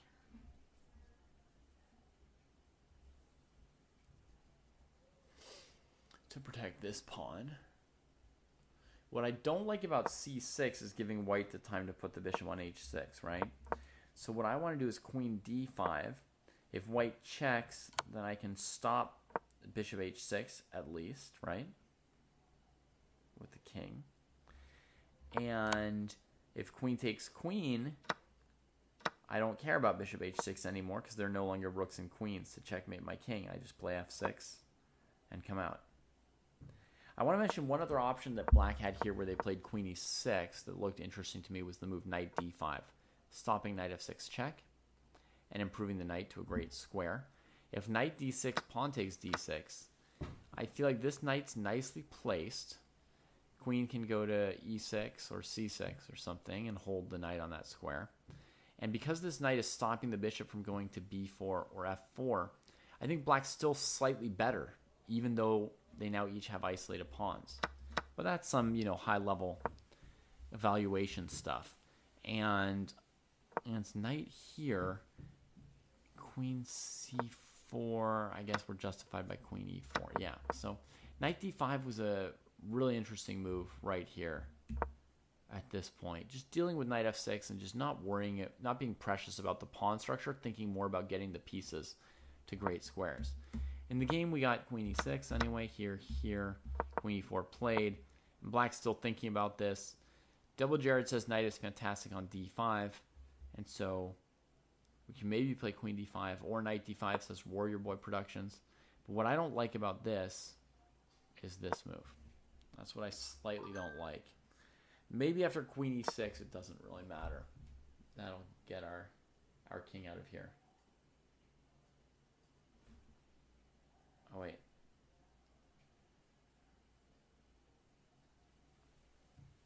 I did check on him. No, Ron John, doing tons of chess puzzles is a very good thing for you to do at your level. Very good. There's different kinds of chess puzzles that are better or worse for people at different rating levels.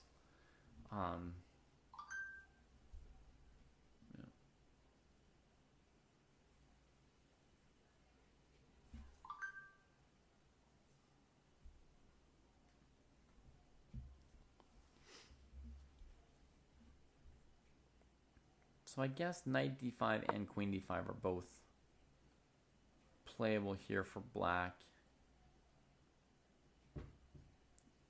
At the moment, I don't see any downside to queen d5, but let me just do a little calculation,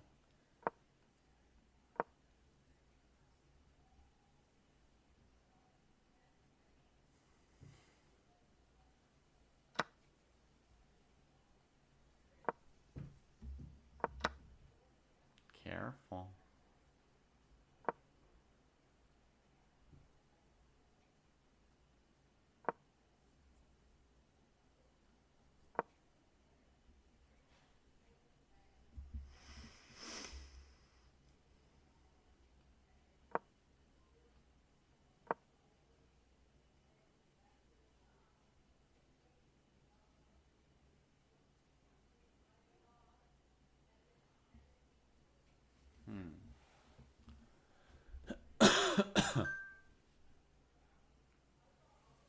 Doesn't seem so easy for black. I can understand hesitating on this move a little bit.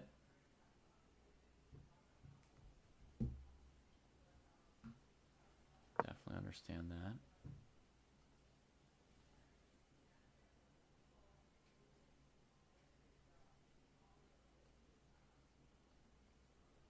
Let me check if there's any new games in the under 1600 section so I can give them some attention as well if they are playing.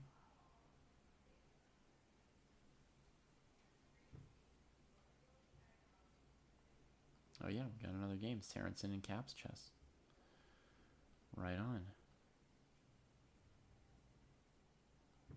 We got this game. We got this game.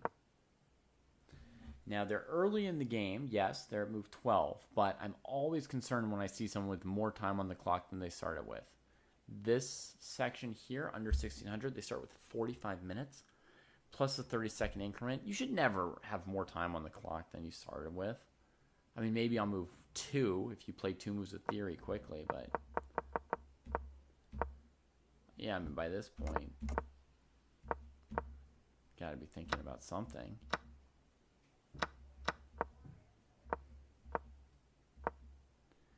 I know, Scion, I know. It's different times all around the world. All the time, right?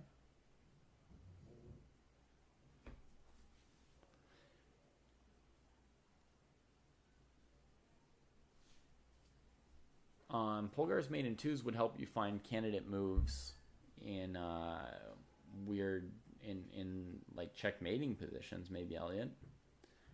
But not in like strategic positions.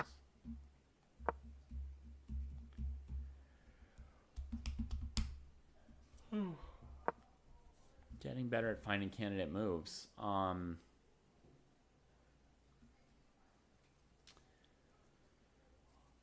Getting better at finding candidate moves. I mean, do you generally not look at enough moves?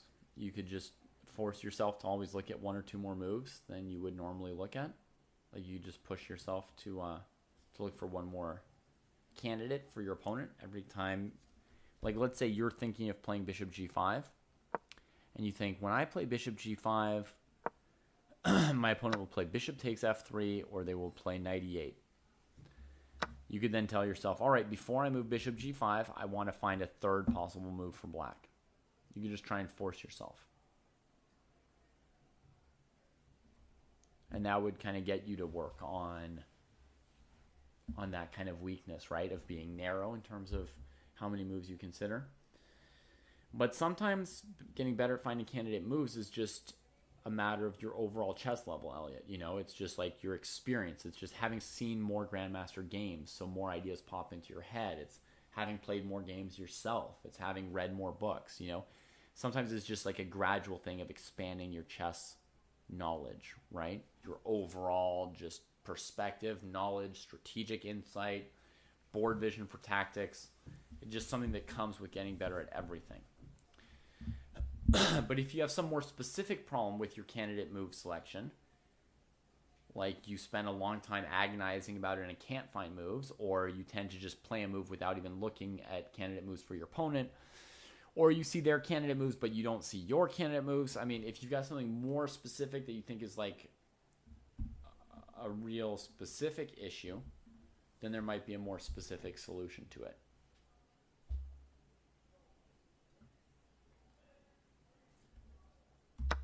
Bishop f3 was played, and then queen g4. You looking for another game, Alvin? Anybody out there want to play a game with Alvin right now? Alvin is in the 1600 plus section, waiting for an opponent, it sounds like. And 600 plus is going to be this link here. I'll try and send it on YouTube as well.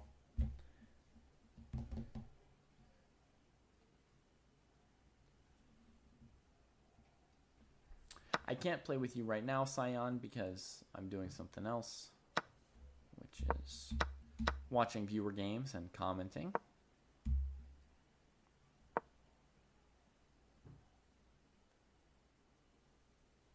You want to play with Alvin? All right.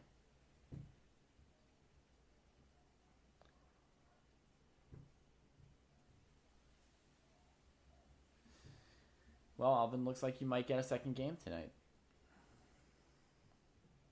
Got some people coming in looking for you.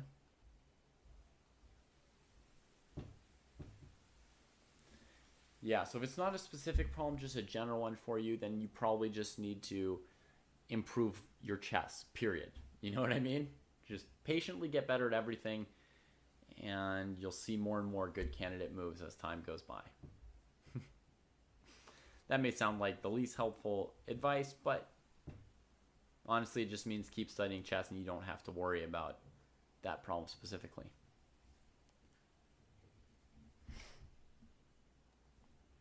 All right, so let's close the under 1600 section for a second and open up the 1600 plus, because we think that probably another game is just getting underway there. So we'll add that in.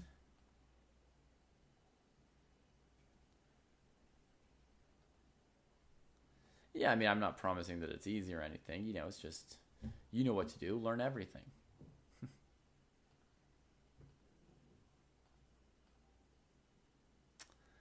I've been popped out of my games.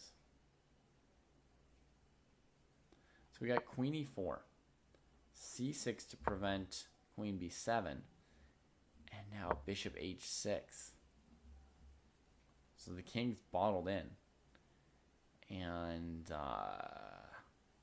black's gonna suffer quite a bit if they can't get queens off the board in the short term. Here's the link again, Warrior Boys.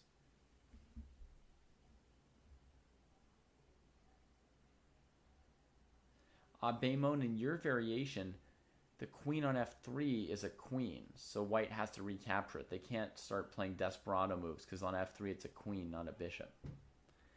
If you look at the first and second black moves you put in your variation, you'll see that your queen transitioned to being a bishop.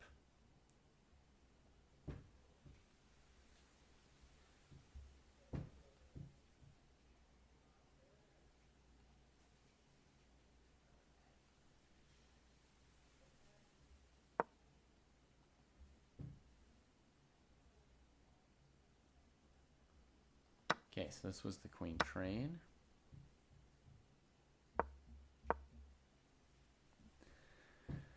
From here I can feel that the knight can bother white a little bit in these squares, so there's just a little bit of juice for black.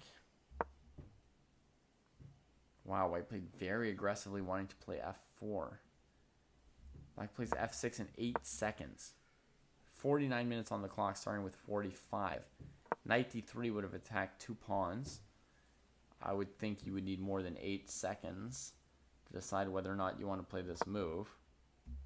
I played f6, a couple seconds, and white played bishop h4, and we need a game where the players are thinking about the moves. Did black hang this game, Double Jared?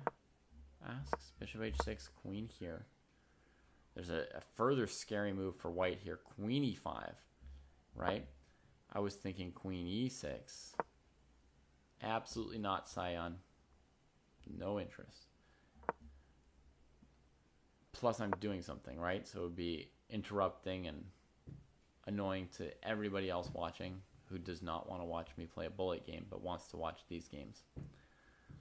And now with queen d8, white has the possibility of queen e5, just played, threatening mate, seemingly forcing another weakening from black from f6, and then there's check.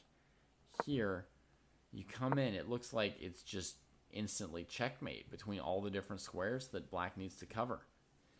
So, yeah, Double Jared, black may have just hung the game, indeed. c6 was already risky. Here, maybe queen c6 holds on, though, as I said, you know, it's going to be scary times as long as queens are on the board. So, you know, queen here, queen h4, the scary time continues, right? Or maybe queen f4. Looking at this, the scary time would continue. But this move, queen d8, basically allows forced checkmate. It's looking like. Oh, and at least, sorry, this queen e6 move, there would be no queen f4. Let's make the analysis more accurate. There's just a back rank mate. So that's why I expected queen e6 a while before, before we even switched games. Just getting the queens off the board and surviving. Sorry.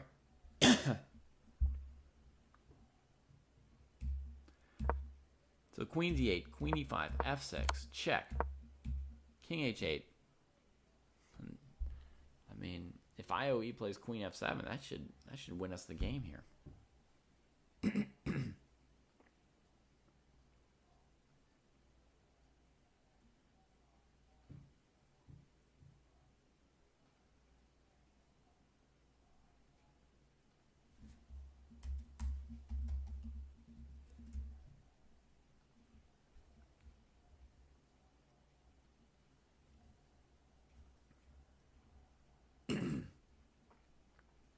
Hey, Maxing. Yeah, there is a physical element to them, right? I mean, I think somebody in bad physical shape could never be world champion, basically. You need some physical strength to be a top competitor.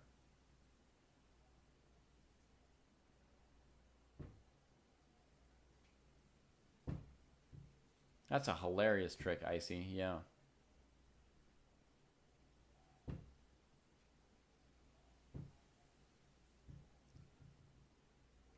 Would F3 instead of H3 keep the game pretty close to equal, though?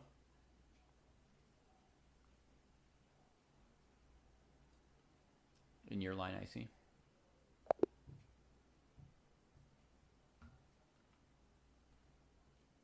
All right, folks, we got the checkmate. Queen F7, Queen G8, check, mate. IOE turns it around off of this Bishop H6 idea, and then a further slip, and just calculates, finds their option. Do I play against the subscribers? Occasionally, Scion. Yeah, fairly rarely. It's definitely not one of the typical shows we do on Chess Dojo.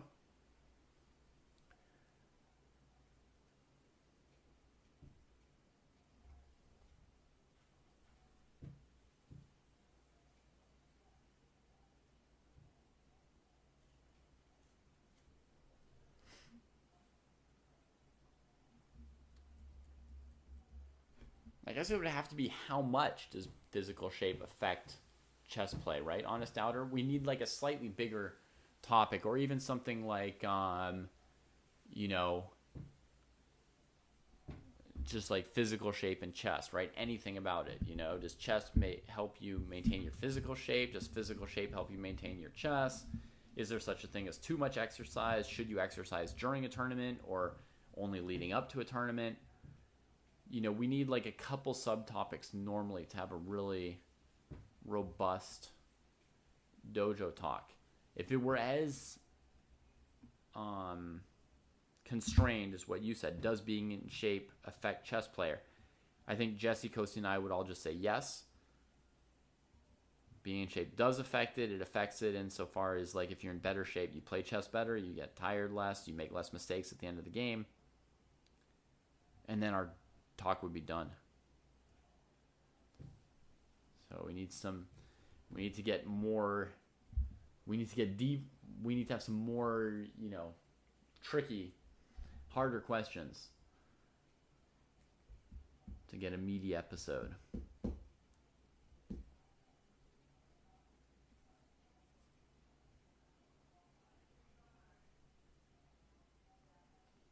Okay, so nice shot by IOE. We also have Sorensen and Caps Chess still playing. Caps Chess now up to 52 minutes, and they're rated 300 some points higher, but the fact that White has spent an extra 10 minutes on the game is seemingly more telling than the time usage, than the rating, right? Knight f4 in 10 seconds. White trades it and takes a free pawn. Goes after the next pawn.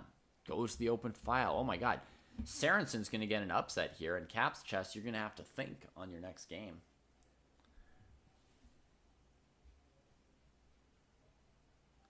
Hey, Scion, I do occasionally teach some private sessions, but I mostly teach group sessions like this, Thanks, Honest Doubter. Yeah, we'll cram those two together. Hey, Melt Like Butter. Good to see you. Your flatmate should definitely try playing chess. Yeah. Oh my god, these rooks are going on a rampage now. Boom. Smack. Smack. Smack.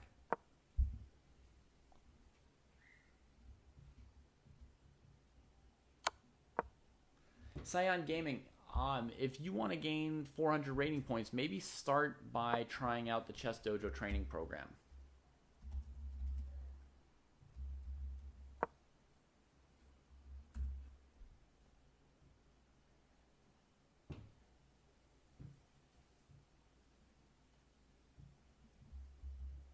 I think this is a link to it.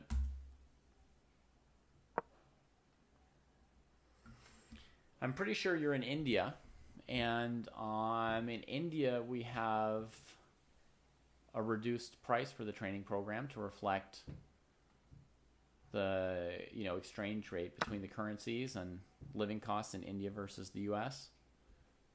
So hopefully it's affordable. I know you are melt like butter. I've known you a lot longer, I think, than Scion Gaming, who's just come in today asking me to play Bullet with them. And then asking for private lessons after that. A4. Okay, so Saracen chooses to avoid letting this rook out, but it is also a little bit risky because you leave this pawn alive that's really far advanced. Oh, that link didn't show up, Scion? Well, basically it's chessdojo.club.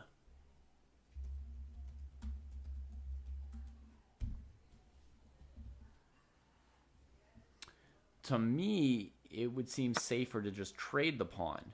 Because as white, we are ahead 1, 2, 3, 4 pawns already, right? So let's just make a pawn trade. And then in this position, if you're worried about rook b2, play either rook b6 or rook a6 to eliminate this pawn. And then all's well. Black has no counterplay. So this is going to be the riskier move. Let's see if Cap's chess, blitzing away, can find anything. White now cleans up the b pawn. Yeah, so that's a good find from white, this rook b6 move. Yeah, let's open up Alvin's game. Good call. CK Evans against Alvin Cruz. Let's see the opening move order. Takes bishop c4. So a Scotch gambit. Now normally black plays knight f6 here. Bishop c5 maybe also played sometimes. But black gives check. And CK Evans says, sure, I'll sack a pawn. That's what I wanted to do all along. Gets this development in. And now Alvin's thinking some more. CK Evans seemingly in book, playing really fast or really quickly. And black has to wonder if knight f6, e5 is a problem or not, because they want to move the knight.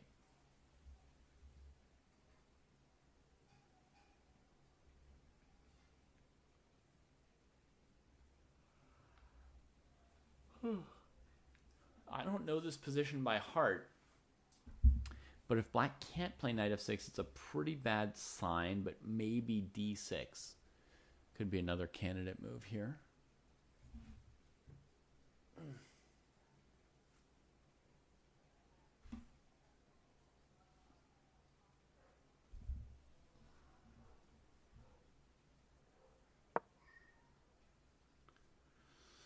Well, Scion Gaming, the training program is different for every 100 rating points. So there's a different program for people from 400 to 500, or for people from 1,000 to 1,100, or for people from 1,500 to 1,600. With your 1597 FIDE rating, after FIDE ratings have been boosted, you'd probably be about 1,500 in our system, and you might be in the 1,500 to 1,600 category. And so you will have some of every part of the game by your level. You'll have openings, middle games, tactics, and end games, all of those. But I can tell you, like, the pillar of the program is to play slow classical games and then analyze them. That's the number one pillar of the training program. So games like the ones you're seeing people here play tonight, you play those games, then afterwards you study them. You figure out, you look. You don't necessarily have to figure out like exactly what you did wrong and how to do better, but you look over the game and you further consider other options you had during the game, how you could have played differently, how your opponent could have played differently. And by doing that work on a game that you played and that you care about, you improve your skills. That's the number one pillar. The second pillar is that we learn openings, middle games, and end games by doing something called sparring, which is where you get somebody else from the training program or just a training buddy of your own privately, or a friend you have who plays chess, and you practice certain positions repeatedly to get better at them. So positions from your openings or endgames that we assign to your level. Your level will probably have something like 7 endgames that are assigned to you that you're supposed to spar those 7 positions repeatedly until you get good at them. And sparring will show up in how you learn your openings as well. Instead of memorizing moves, there'll be some key positions for your opening, and then you'll be expected to play a bunch of blitz games from those positions to get better at playing your opening, instead of to just know a few moves by heart but not really know how to play the positions that your opening gives you. Black plays queen f6, which has a bad look to it, right? Developing the queen. You would instinctively hope that knight f6 works. If it doesn't work because of e5, d5, something, right? If this doesn't work, then you might consider d6 with the idea that if white castles, maybe now you can still play knight f6. Okay. But queen f6 looks artificial. The knight wants to go there. You're still going to get tempoed by e5 or knight d5 at some point. It looks bad, and you think white could just castle and laugh at the quote-unquote threat to win a pawn on c3. If black wants to win a pawn on c3, good luck to them, right? Spending more time moving that queen for the second pawn. But if they don't take on c3, then after a move like knight e7, this move knight d5 will normally be crushing, because you hit the queen in c7, they have to trade, you take, you open the file, you leave the bishop dangling, the knight's got to move again, and usually this is terrible for black as well. Okay, you really want to focus on positional chess, and it's definitely good in general for a chess student to follow their passions. So to some extent, you should focus on positional chess. But has any master told you ever what you should be working on? Have they looked at some of your games and told you you should be working on positional chess? Because sometimes what you want to focus on is not what you need, so to speak, to get better, and so you need to mix some other stuff in as well. Okay? So, yes, follow your heart, but also you might need to do a little something else. If you want to get as high as 2,000, you might have to do a more complete training program like the one that we offer. But if you really just want to focus on positional chess, you could definitely sign up for our program and just start with the positional stuff. So for example, if I go into my Chess Dojo training program here,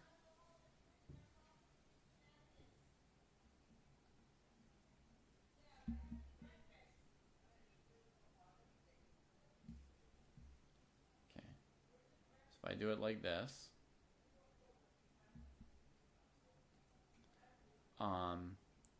and I go to tasks, you see that the tasks are broken up by categories, right?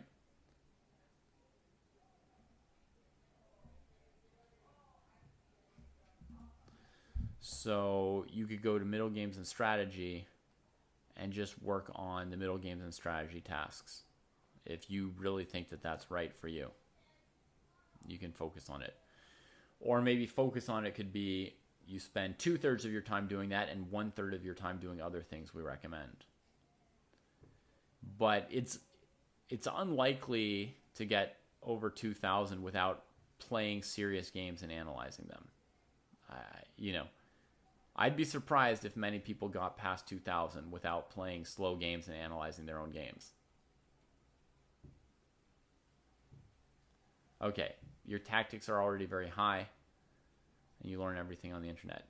So then maybe what you could do, Sion, is under tactics, we have checkmate tests and we have tactics tests. You could take a couple tactics tests. If you're good at tactics, then you will get a tactics rating that will be marked as green. which will mean that you're high enough that you don't need to work on your tactics more, right? And then when you go back to your training plan, I don't know why mine got switched to orange. It was green before. But anyway, when you switch back to your training program, you would know to sort of skip the tactics stuff, do games analysis, middle games, end games, and you can maybe skip the thing that you think you're already really good at. But I don't think you want to do only middle game and strategy, probably. It's unlikely that that's the best program for you. I'm just, it's maybe more than you wanted to hear from me, but you're asking about me teaching and coaching, and this is how I teach and coach. I give people advice on what to study. I'm not just going to sit down and tell you where to put your pawns in one position, because that's not going to help you in many other positions. I like to tell people how to study and practice so they can keep getting better on their own. Because as you probably already know from your own experience, most of your chess improvement is going to happen on your own, not with a coach, not with other people. Actually, training partners are really good because you don't have to pay them every hour for spending time with you. So you could potentially spend a lot of time with training partners. Hey, Double Jared. Hey, I do need tactics training in the sense that everybody does, but my tactics rating's okay. I don't know why they downgraded me to orange, but at least I'm not in red. Red is when you can say, need some tactics training. We've got 3 colors for your rating on Chess Dojo when we put a rating like this in there. If it's yellowish orange, then you're within the range for your cohort. If it's green, you're above the range for your cohort. And if it's red, you're below and need to do more.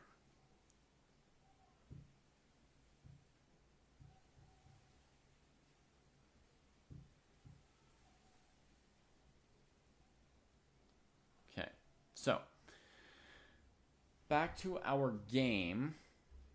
White played bishop to d2, and black probably played knight e7. No, they kept moving the same pieces. Uh-oh. What happens next? White goes for knight d5.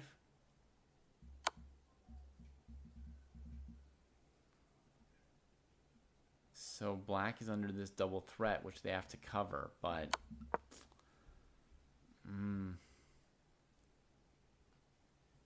is knight d5 more punishing than just trading? Because knight d5, black's going to trade 2 sets of pieces, then move the queen over. We could go queen c3. Okay, yeah, I guess this can be good for white. After bishop d2, I think that they should probably take with the queen. And the point is that for knight f3, pawn f3, the queen's got to cover here, so she goes somewhere like d6. And I want to use my queen to go to this diagonal and weaken black's position. Although is f6 so bad for black?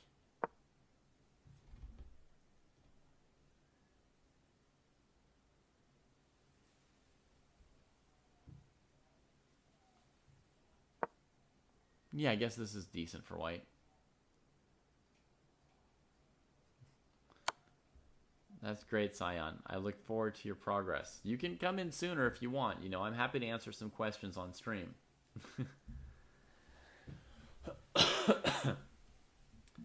As you can maybe tell, I am here to help people.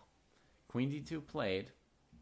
Okay, so white's going to get a nice little advantage, but it's not obvious or easy to play. So we're going to see, hopefully, a few skillful moves from CK Evans.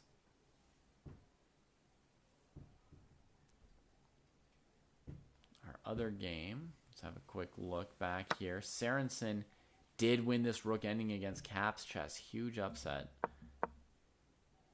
Stopping the file.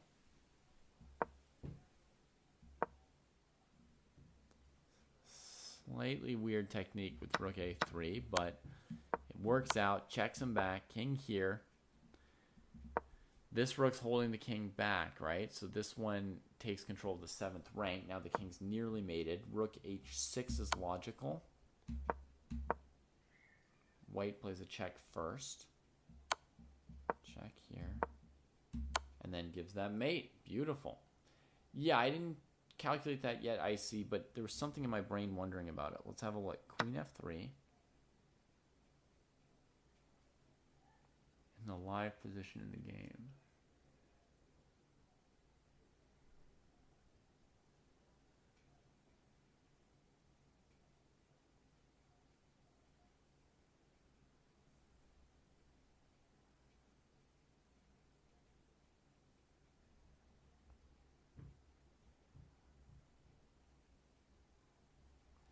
Definitely a move, Icy. Definitely.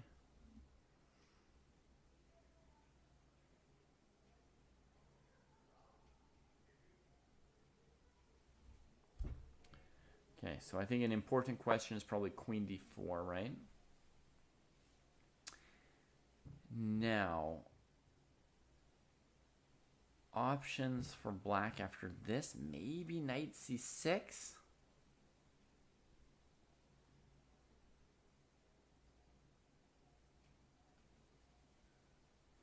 You're right, Bong Loud, that if white goes for this, it's all just kind of trading. The reason black's happy to do all this trading, I would say, is that it reduces... Here, knight c7 doesn't work because of knight takes c4, collecting too many pieces, right? Is that by trading those pieces, Alvin protects their king against getting attacked. See, black's development is so bad. And sometimes you get checkmated for bad development like this, right? But with pieces, with queens traded off the board, you're unlikely to get mated here. And honestly, two minor pieces and queens off the board, black might even get away with this with an advantage. But critical, queen d4, I think. Now, candidate moves for black. Maybe the big ones are knight c6 and queen g2. But yeah, there could also be d6 or f6. Oh, glad to hear that, Scion. So, okay, let's deal with queen g2 first, okay, which I don't think looks very good, but it might be what you're asking about, Bong Loud. Queen takes knight with check. Now, I'd say king d8, queen c7 only makes things worse. So let's go king here, right? Now, queen's threatening my rook. I want to take on c7 or to try and checkmate with queen d8 or queen d6. But I don't really want to sack queen takes rook check. It's pretty messy. I mean,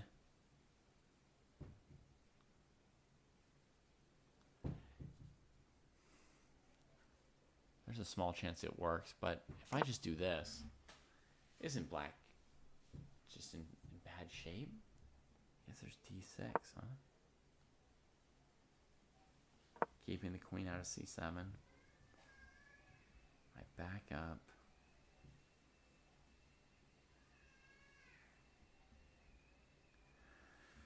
Threatening knight c7. I don't see how black stops it. Yeah, this is just amazing position for white. So now let's try knight c6.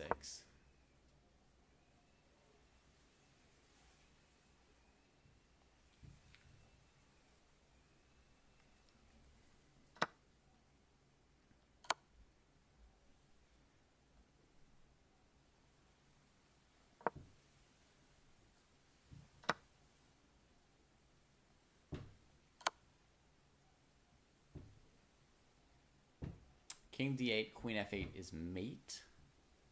So I'm going to try something like this. Oh my god, it's still checkmate.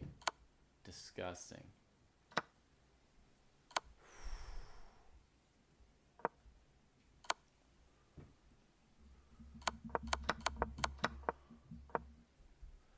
So here, big threat of rook e1, secondary threat of queen takes rook, third threat of knight c7. So I'm going to try one more candidate move for black instead of giving up. White's going to trade, take, grab the rook.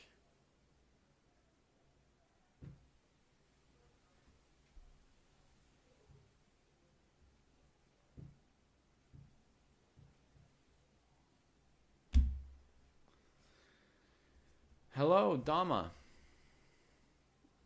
Greetings to you. And welcome to the dojo. Okay, does black have some hope? We just have to trap this knight and it would be about equal, huh?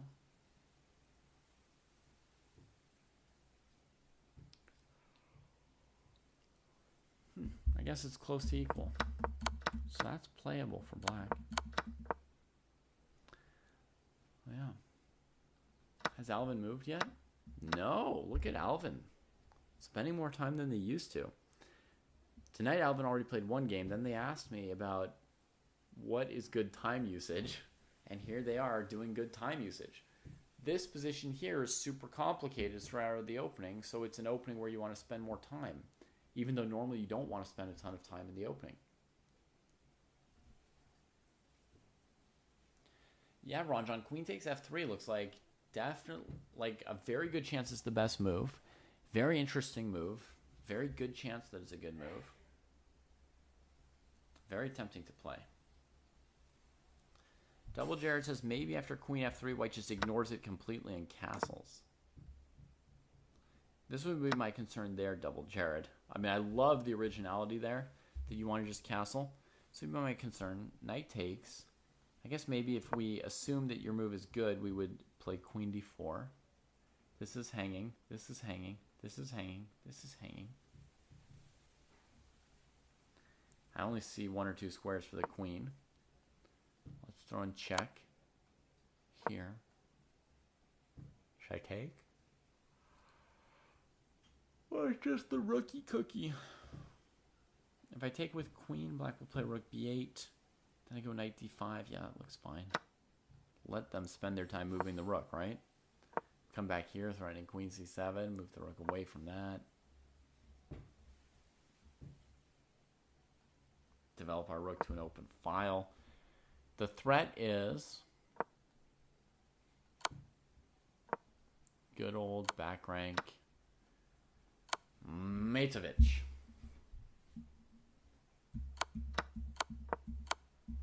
It's not easy for black to deal with.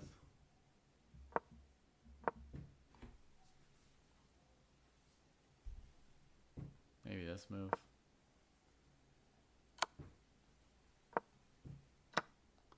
Letting this bishop develop. Now we threaten knight c7 mate. So black has to flee with the king and we can at least win a rook. Completely winning for white.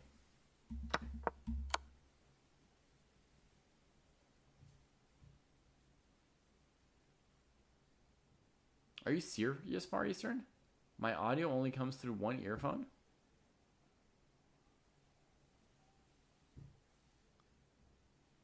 That's bizarre.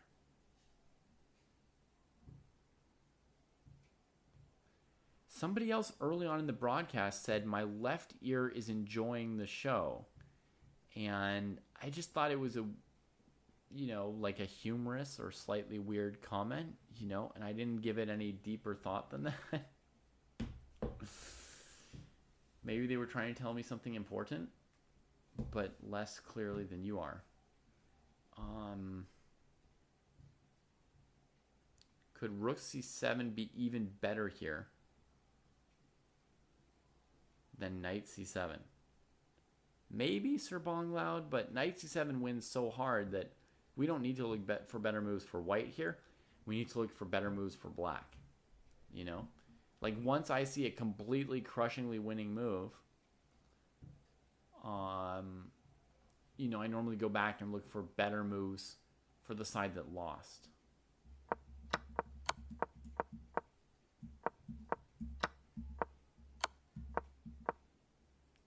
So queen d4. Wow. And what if I just move away without taking this piece? Then I preserve knight f3 as a threat. I guess queen c3 makes sense. If the knight takes, we get the same thing as before.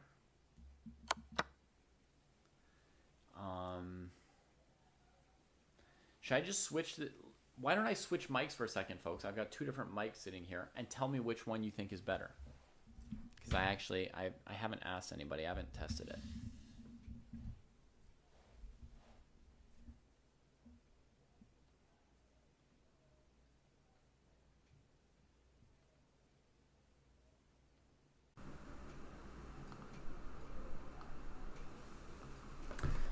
All right, second mic is now engaged. I assumed that the other mic was the better mic, but what do you think? Is the second mic better than the first one? Oh, to you it's really clear. If one other person says so, I'll just throw the first mic in the trash.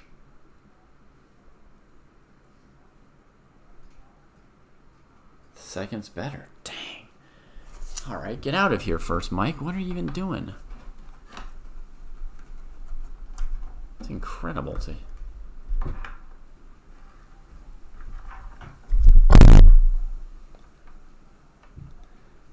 This other mic that I'm now packing away, I mean, it's the seemingly nicer mic with like a stand to hold it in place, shock mount, pop, whatever thingamajig. And the mic I'm now keeping is a very simple little mic. It's just supposed to be, you know, easy to travel with. Which it is. It's relatively easy to travel with.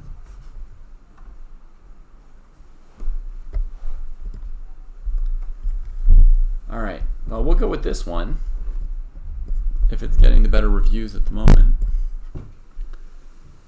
The second one is awful when it gets bumped. I know about that, Double Jared, yes. And I will not do any more shaking around of it.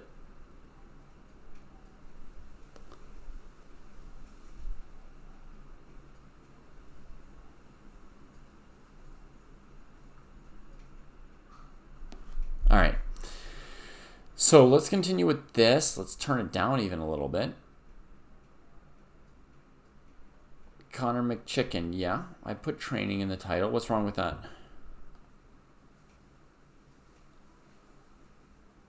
Oh, it's typoed. Is that the problem with it?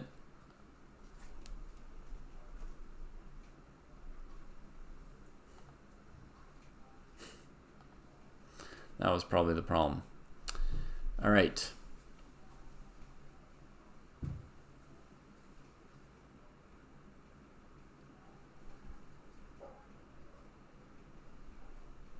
Yeah, they are directional mics. I think both of these are. All right, so totally crazy position.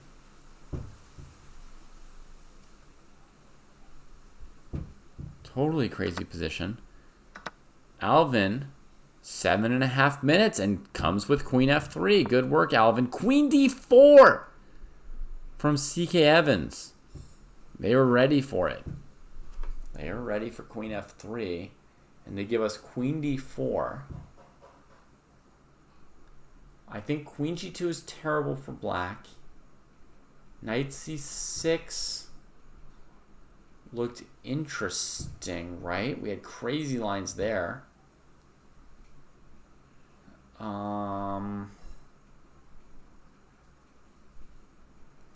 Hey, Connor McChicken Jr. Friday Night Fights is exclusive to nobody. This is a very inclusive channel. Everything on our Twitch and YouTube is free and just supported by Patreon. You know? So you're welcome to participate any week if you like. It's a weekly time slot to play a classical game against somebody else. We set it up as a 24-hour arena, so there's it's open for 24 hours that you could just go in there and find a match, get paired with somebody. Knight C6 from Alvin. That move looks plausible. Well, there are different groups, Ron John. There's an under 1600 group and an over 1600 group. So, yeah, this was the other game we were watching. We had a 900 against a 1300 over here just a moment ago.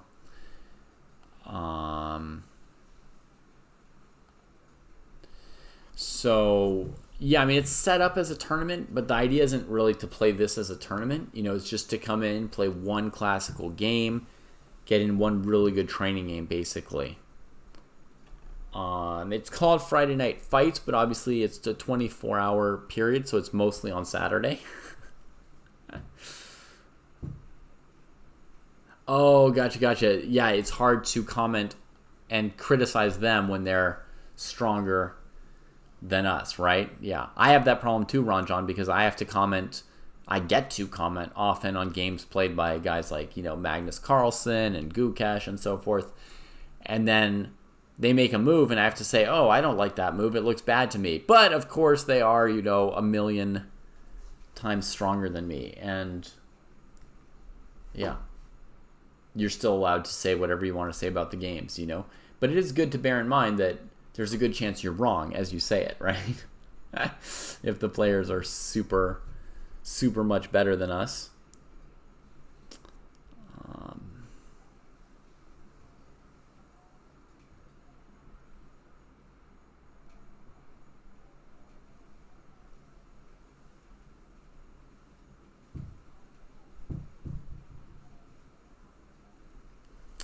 Any tips for switching to OTB if you've played similar time controls online but not OTB? There shouldn't be too much of a difference Far Eastern. Some people find it useful to do a little bit of training on a real chessboard before going to an OTB tournament, but I know you also play OTB. I know it's rapid chess, but it still counts. You're used to seeing the pieces. So I don't think there's really anything you need to do to be more ready or prepared for OTB 90 plus 30. I think you're ready. Oh, double rounds most days. I mean, you're going to need to be really strong. Yeah, I mean, it's only next week. There's not really much you can do in 1 week to up your stamina level, right? But hopefully you've got good stamina. Here's some things you could do. You could prepare some food in advance. If the tournament's at home versus you're going to be in a hotel somewhere, you could get your food and stuff squared away. Get anything you need to do during that week taken care of in advance to save time during the event. So that during the event you don't have to do a bunch of cooking and whatever other chores. Anything else in your life that you can get ahead of now will allow you to conserve energy during the tournament.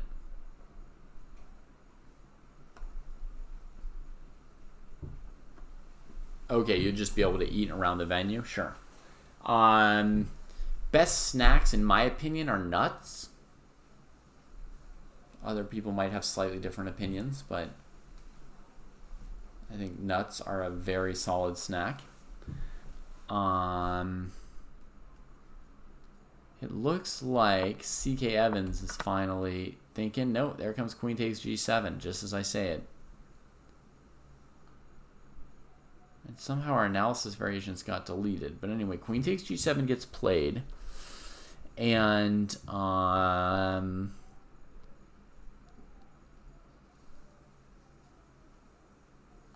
so far the best line I think that I found for black is queen check, king d2.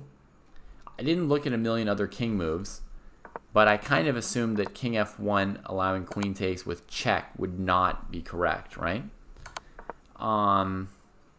So I had assumed king d2, and here my best line I'd come up with so far was queen d4 check, defending the rook on h8, forcing a queen trade, and then after knight c7, king here, knight a8. The plan is to play b6, bishop b7, and trap and win that knight. As long as you trap and win that knight, the endgame is going to be very, very close.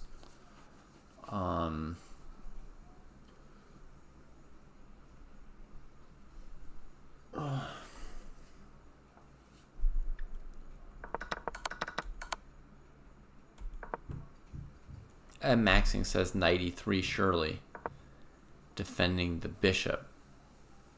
Oh, and threatening f7 as well as here. Maybe Maxing. I would just say nothing is obvious or certain here.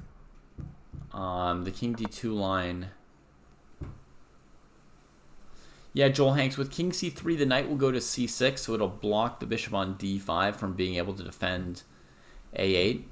But yeah, king c3 is a move I looked at. It's very plausible. Double Jared is saying that after king d2, 95 would be good. What's the plan after knight e5 rook e1? Or queen e5 rook e1?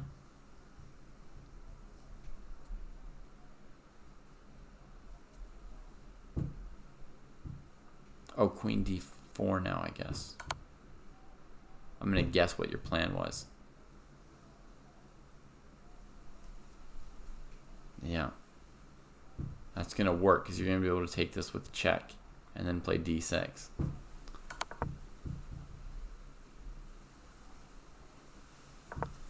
Why not just queen takes bishop? Because we calculated this position before Ron John and we found a checkmate for white. Straight up checkmate. Check here to the king.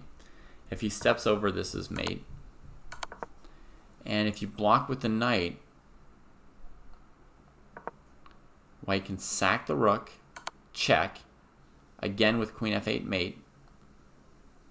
Knight takes, check, here, and it's back rank mate. So that's why there's no queen takes bishop.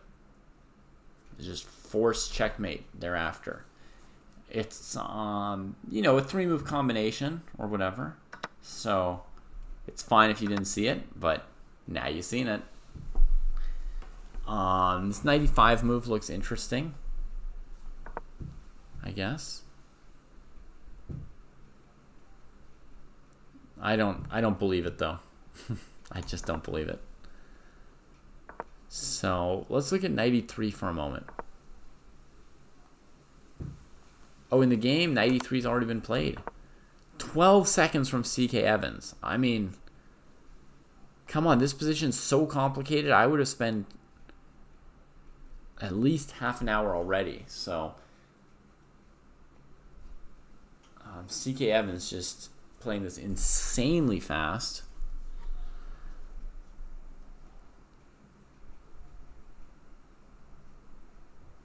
Brimming with confidence.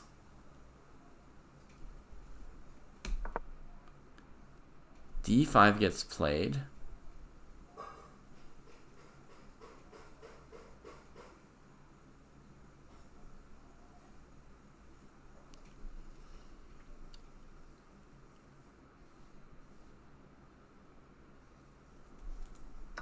White just takes it again in seconds. Who is this powerful player with, I guess, Morphe in the picture? How can you be so confident? Bullet rating is less. Daily rating is 900.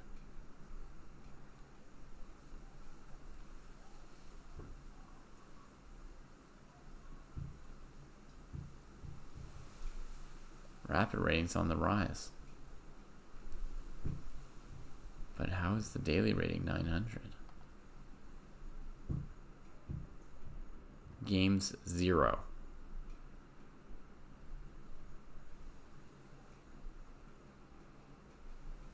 And yeah, hasn't played in 4 years. Okay, incredible. Incredible speed and confidence here from CK Evans. But this is like not, this is don't try it at home type of stuff here.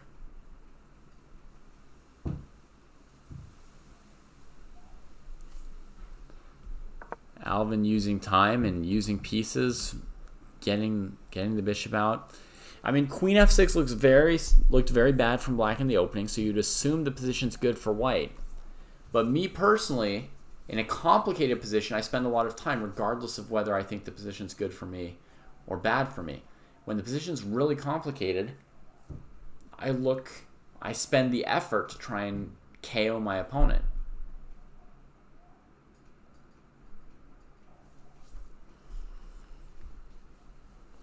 Here I'm sort of expecting like a basic line is bishop takes, trades, queen takes h8, black castles queenside, which is an exchange sack from black. Looks pretty good for white. Close, probably winning, honestly. Just barely, but winning, yeah. So, I mean, CK Evans is definitely coming through despite the dubious time usage. That's what I think, double Jared, yeah. Take the rook, black castles queenside, and then bring the queen back to c3. Kind of shoring up the white position, right? Coordinating white's pieces together. To defend the king long enough to get the rook out of h1.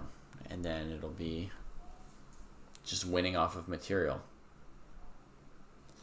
It's an exchange for 0 pawns. So that's enough to basically win. Not necessarily super easily, but it should basically be winning.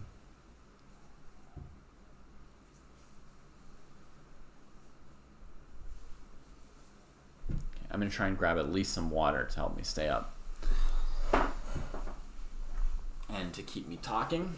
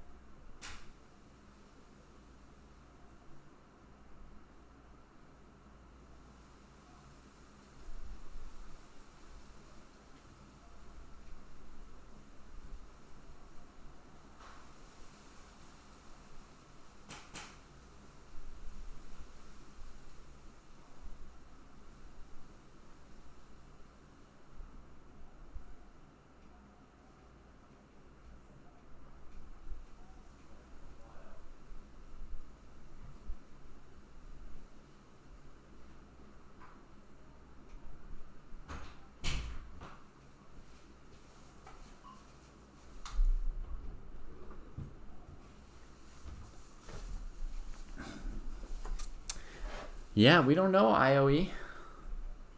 But we enjoyed your game earlier today.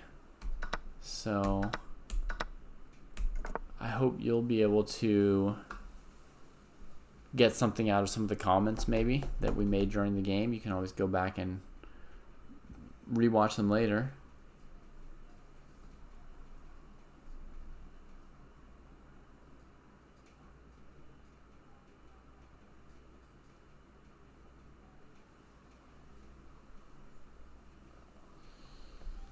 Yeah, Ron John, normally when we're talking about pieces, we actually are referring to the non-pawn pieces because they have such a bigger value.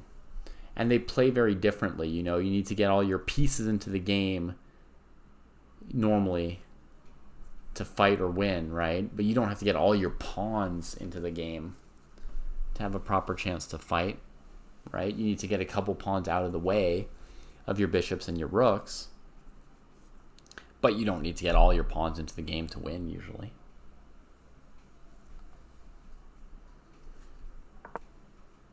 Queen c3. So up to here is what we saw. Black is not lost until the rook gets out of h1, Icy says, which is true. And this move comes with a brutal threat. Holy moly. This move got played quite quickly, I was going to say, but all of White's moves have been played quite quickly. Pretty much.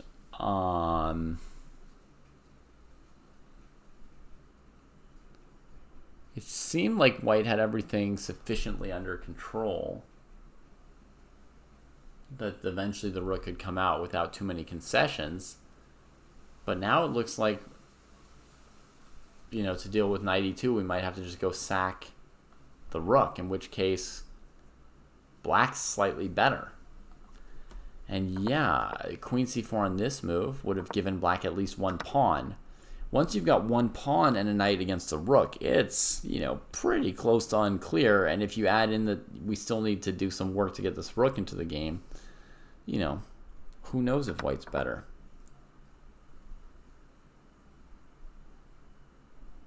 Ah, okay, you're watching the video about... Yes, that's definitely talking about pieces, Ron John. You might have a pawn that's not helping you very much in this position here, but black needs to get the knight into the game more than the pawn. Why? Because the knight is so much more of a powerful fighter than the pawn, right? So in this position here, I can assure you that there's no experienced chess player who'd be thinking about, you know, getting these pawns into the game before this knight, right? Any experienced chess player, they're going to be constantly feeling that their knight is on g8 and saying, like, can't I do something with that? And the white player is going to be aware of this, right? Like you saw the comment earlier from Icy Stun, right? Just above your comment, actually, right? Saying black is not that lost until white can get rook on h1 into the game. So any experienced player is going to feel like this rook on h1 is just screaming to be fixed. And until it's fixed, we can't claim for sure that white's better. Queen c4 gets played now. So now black could throw in knight e2 check, king f1, but what does the knight do there, right? Or black could play queen takes b2 now, which is more likely, which will recover a pawn and keep this game quite intense. Yeah, this game remains intense. And Alvin, when you listen to this one day, very proud of your time usage this game. You're doing a great job. Don't worry about the fact that your opponent played super fast or whatever.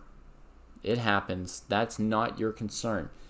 You've spent a good amount of time figuring out tough moves to get here, and you still have some time left for the tough moves still to come. So you're doing a pretty good job of balancing your time usage between allocating time for what you need to figure out now and saving time for what you're going to need to figure out later. You're doing quite a good job on this game.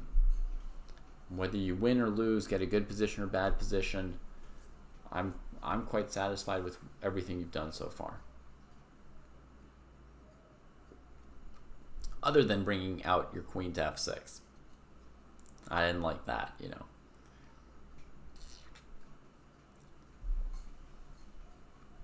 Yeah, black should definitely refuse a simple queen trade on instinct, we would think. And black should take a pawn on instinct. What are the instincts? Well, we're behind in material, so trading queens tends to lose.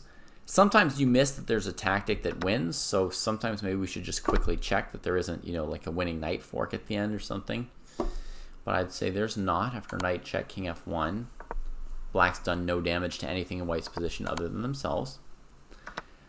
And then, so, you know, sometimes we don't even look at queen takes queen because we assume we don't want to trade queens as black. And if white didn't look at it either, well, then maybe they missed something and it's our chance to have a surprise tactic. Then by the theory of, you know, wanting to be up material, this move looks pretty good. It wins a pawn, it attacks the rook. The rook can't even go to the best square on the board, rook c1, threatening checkmate because of knight e2 check, and black wins the rook. So, yeah, this probably, you know, sends the rook over to, I don't know, e1 or something in the game. Yeah, rook e1. Oh, rook e1's just been played already in 3 seconds, folks. And then black can maybe develop the knight, and the game goes on. Let's have a quick look at this other move that Icy suggests. Icy says queen g5 might also be okay. What does queen g5 do? It threatens the weird knight f3, king f1, knight to d2. Now, what if I play h4, the move that I maybe most want to play? I could try something else that defends against what Icy's doing, but if I play the move I really want to play, and I walk right into what he's doing, get here, guess this.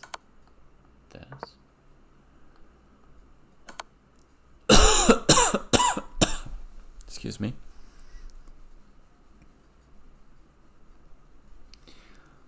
Strangely, queen g4, there's queen b5, and I don't feel very comfortable here. So maybe I have to play g4 now. And I don't know if there's more fancy moves I'm missing, but something like this, this looks plausible to me.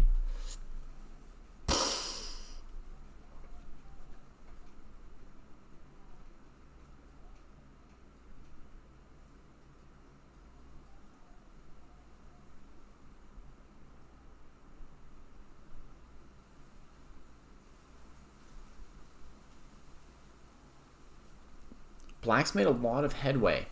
They've won one pawn back, and white's g pawn turned into a doubled isolated h pawn. So honestly, black's more or less won back 2 pawns. It's almost like knight and 2 pawns versus rook, looking at this to me. However, knights are so bad in simple endgames like this, and the knight is still on g8. Development matters even in the endgame. So to me, after rook g1 going to g7 quickly, white might still win this endgame, even though it's pretty close. After king e2, you have queen e3. Oh yeah, that wins the game. So queen g5. If it had been played, I can't play h4.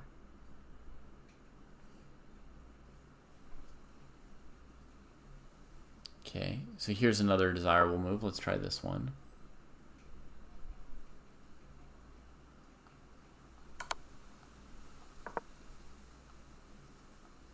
Let's remove the rook that's defending d2. Let's go to d2 again anyway. Boom! Check to the miserable king and queen. Queen g5's not strangely good. My instinct is still to take the pawn like Alvin did, but that queen g5 move is pretty interesting. So in the game, rook e1 got played, and Alvin's still thinking here, not just automatically developing the knight.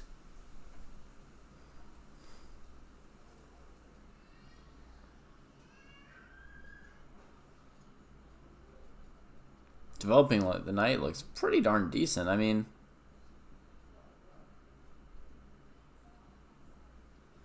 does anybody prefer white's position right now, or is it just a mess? Or do we even prefer black's position? Because, you know, knight here, say h4 to try and get the rook into the game, knight e4, and immediately threats start coming in. And this rook could go to g8 at some point, preparing knight f3 check, or it could go to f8, adding threats to f2. Yeah, queen g5, g3, I didn't see the follow-up either. It's not obvious how to make this rook better than one of these knights, is it? So knight f6 comes with a pretty immediate threat to come to e4 and ruin things. Maybe there's knight d1. It doesn't really feel likely. Let's try that again. h4, knight e4.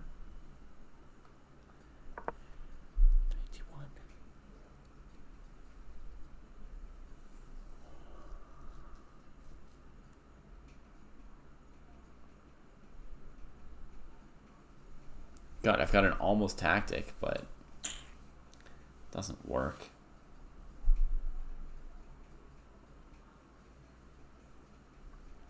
Here was my almost tactic, folks. Knight check, pawn takes, rook takes. Now, very obliging move, rook takes rook. Checkmate. But right here, white can go check. And if king here, there's back rank mate. And if king here, this captures now with check. So there's no time for queen f2 mate. Or anything for that case, for that matter. So knight e1.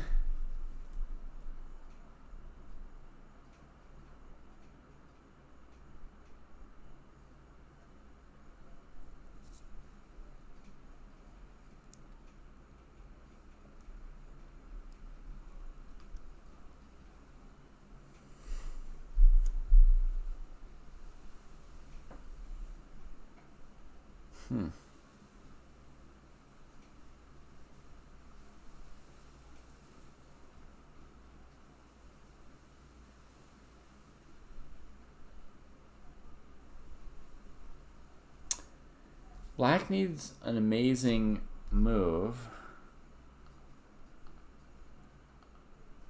which I don't see. Knight f3 works? Says chat. Queen g7, if king f1, knight d2, that's clear. King here, what's the plan?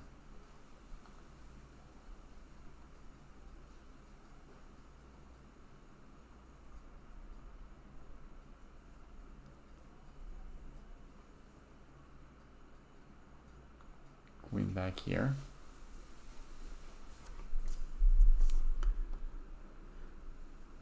If rook g8 just trying to checkmate, there's queen e6, which we don't want to allow.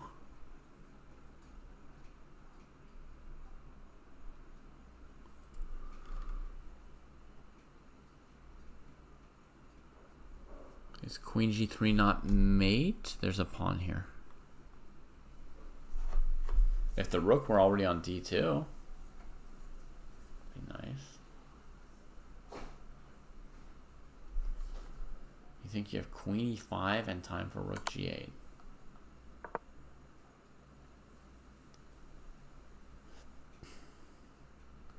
Maybe there's this.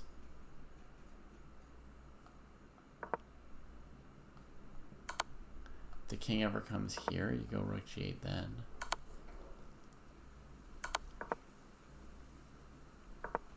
And the king can never cross to f1 because of knight d2. The actual position now is rook e1. And black has just played knight f6 and white played g3 relatively quickly in response. g3. Does that allow knight f3, knight e1? Yep. It does. So I guess white doesn't think they're up in exchange anymore. Doesn't think their position's strong enough to hold that exchange. Which means all of us agree that black is better at this point. It's not just me wondering, but white even agrees. Black is better. Rather give an exchange than keep suffering here. Well, that's weird to play so fast and admit your worth through such complications. I agree that knight e4 is probably better than knight f3. Knight e4 seems really good. Don't really see knight f3 going away in the next move.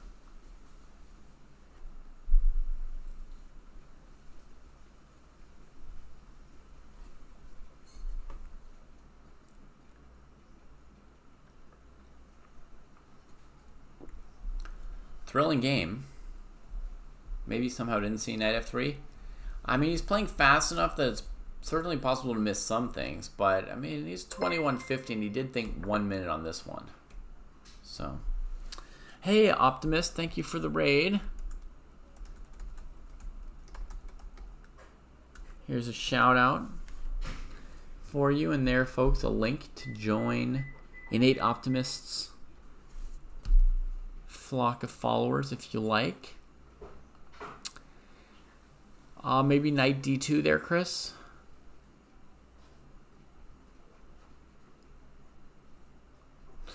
And to those of you joining on the raid, hi, I'm David, currently analyzing a game between CK Evans and Alvin Cruz. It's a live game. They're playing a time control of 90 plus 30.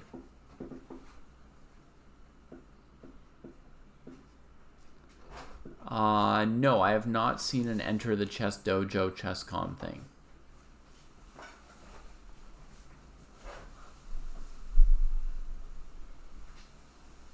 Let's have a quick look at knight e4.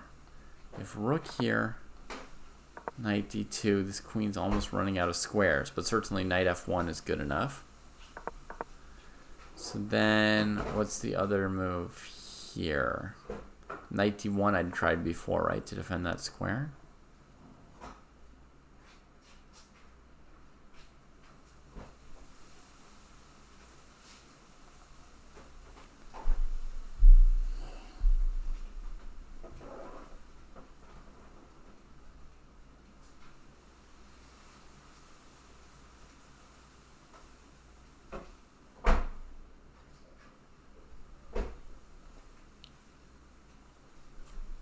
And now queen d2 works with this square for the queen, as double Jared is instructing us.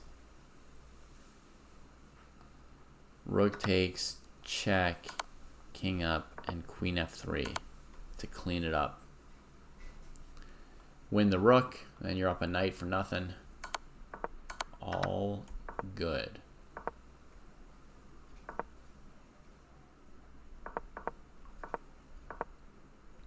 Wow, b5 just got played.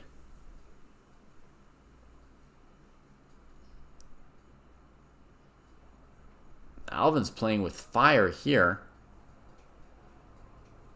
Holy moly. And Ranjan says it seems devastating. Zoomja says black's having fun. We didn't even look at this weird move that ruins black's king position. Because black had the like super obvious move that looked nice. But this move might be even stronger. I'm not sure where white is going with their next move. The queen really has very, very few squares here. I'm definitely going to give Alvin credit for looking around the whole board objectively, looking at lots of squares. I'm going to give you a couple quick lines first of all, folks. Knight e2 check without trading queens. First, that wins for black. Because either the knight takes the queen or the rook takes, leaving the queen undefended.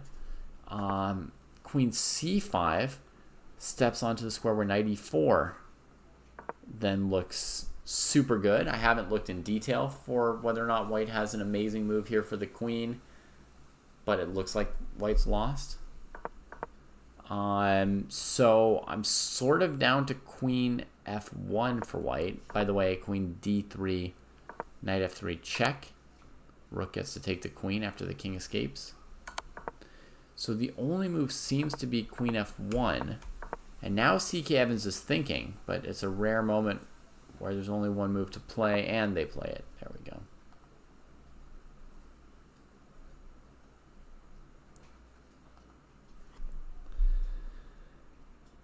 Now, can black trap the queen with knight f3, knight d2? No, the queen could escape to e2 if the knight leaves its post. Could black trap the queen with knight e4, knight d2? Maybe.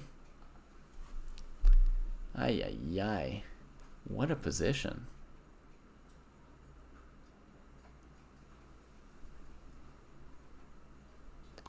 There's going to be some practical chances for white because the black king's position is messed up. If black doesn't land a total knockout, all these positions are going to be tricky to convert. Now goes for the check. Are we just going to get a knight for rook trade? Or is there something killer coming?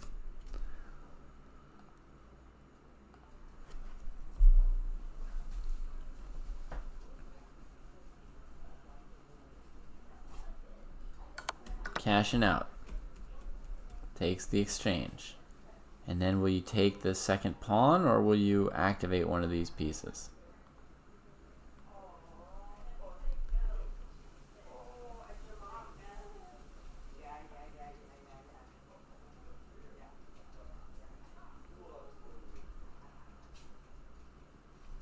Oddly, I'm in favor of taking the pawn, folks. It even defends the pawn on e6 from their queen's hidden attack at some point. I kind of like just taking the pawn. I apologize. I know it's a nasty, dirty, materialist move. I kind of want to take the pawn and then play a5 and b4. Advance these 3 connected pass pawns. And got a couple strong people in chat saying they like rook d2. But Alvin plays like me. Rook d2, I was mildly concerned about this move here, knight d1. I suppose you could then play queen a2 and defend queen e6 like that. So that's fine, I guess. Queen c3, hitting the knight, but queen f2 ends the game right now. I mean,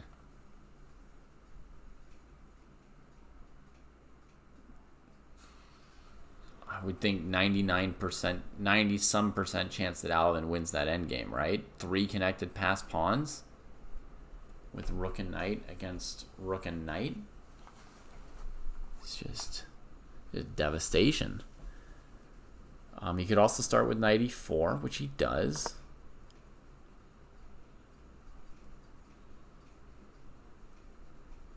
But, I mean, queen f2 was classy.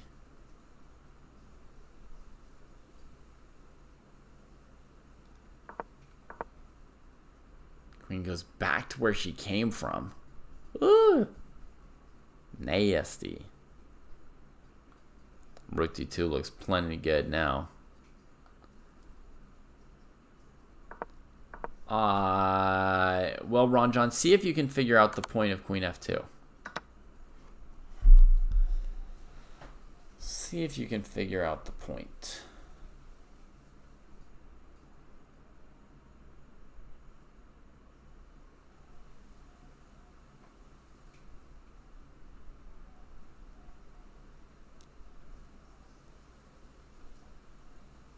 I hear you, Double Jared. I'm just helping out Ron John for a second.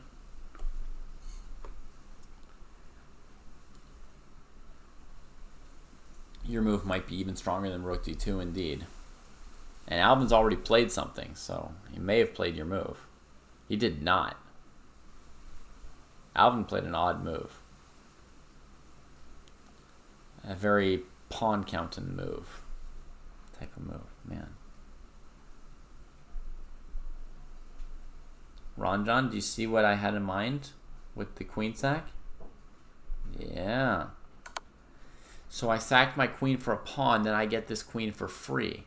At the end, in the end game, we've got 3 extra connected passed pawns over here. Right? They're strong and they can march down together.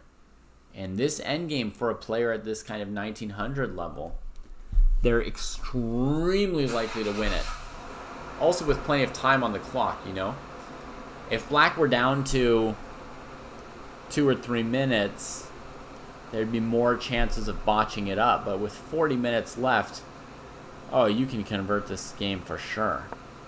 But check out what black did. They played knight e4, queen e1, and now the odd move b4. Now, Dojo'er said knight f2 with the idea of queen f2, rook d2. That's like crushing the game over. I don't really see a reason not to play rook d2 either. If white goes rook f1, then the move rook e2 wins. So I think white would play knight d1.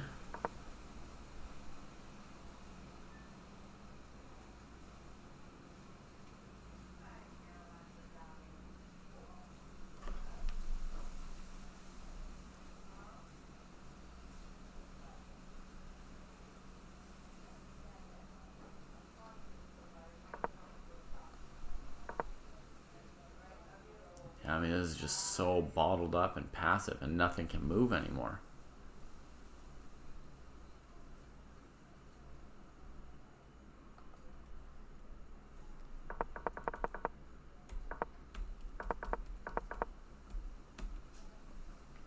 Alright, so white threatens this knight. And bolsters f2, so you can't just sack it on f2 now. Alvin thinking. I mean, a move like queen d5 would be a standard kind of move. Alvin sort of likes the fact that this queen is in position to queen the pawn, right? I mean, if you see the move b4 from Alvin here, you get the sense that b4 is the move of somebody who's definitely thinking about queening that pawn as a way to decide the game.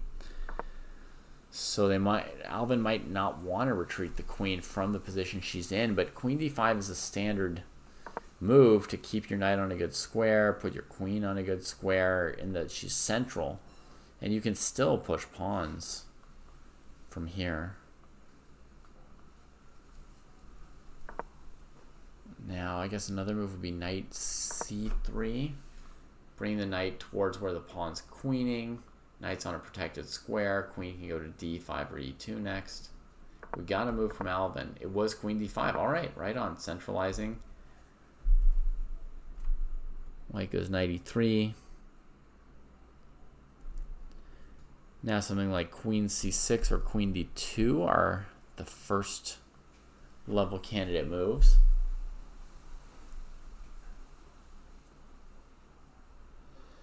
White does need that rook out of h1 for sure. For sure, this game shows us what a drag it is to have one piece that just doesn't get into the game, right? It's really, really being felt. Queen b7. It's like queen c6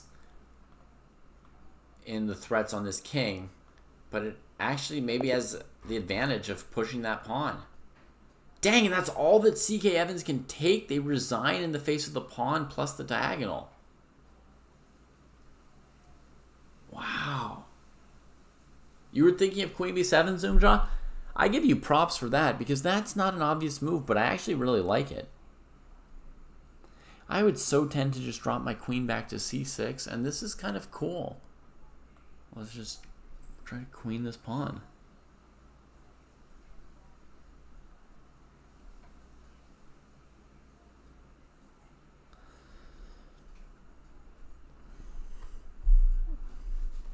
Well, everybody's got their own level of toughness, huh, Daniel? Intense game, Alvin. I think we saw the whole thing. I think you're going to enjoy watching the review later.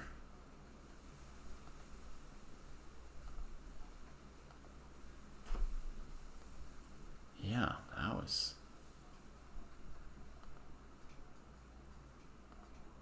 a heck of a game. Exciting stuff. Let's see to what extent white was justified in resigning, shall we?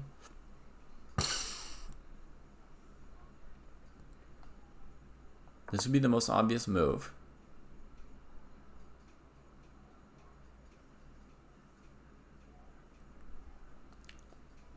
Then I'd think of this.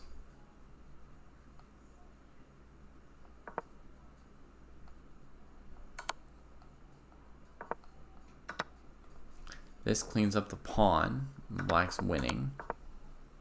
And against this move, I was planning this, which I think is the absolute end of everything. I don't see any way that knight f3 or queen f3 next move doesn't win the game. So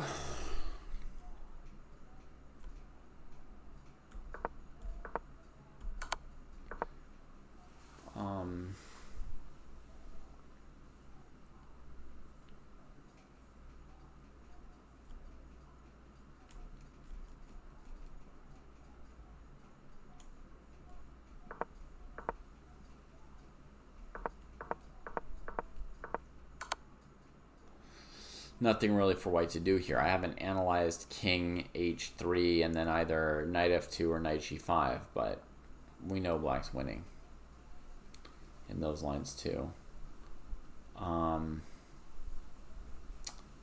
Absolutely crushing. Beautiful. Beautiful. Man, that rook on h1 ended up being such a drag.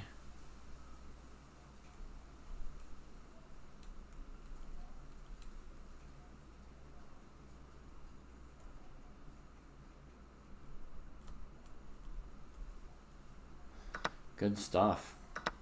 Good stuff.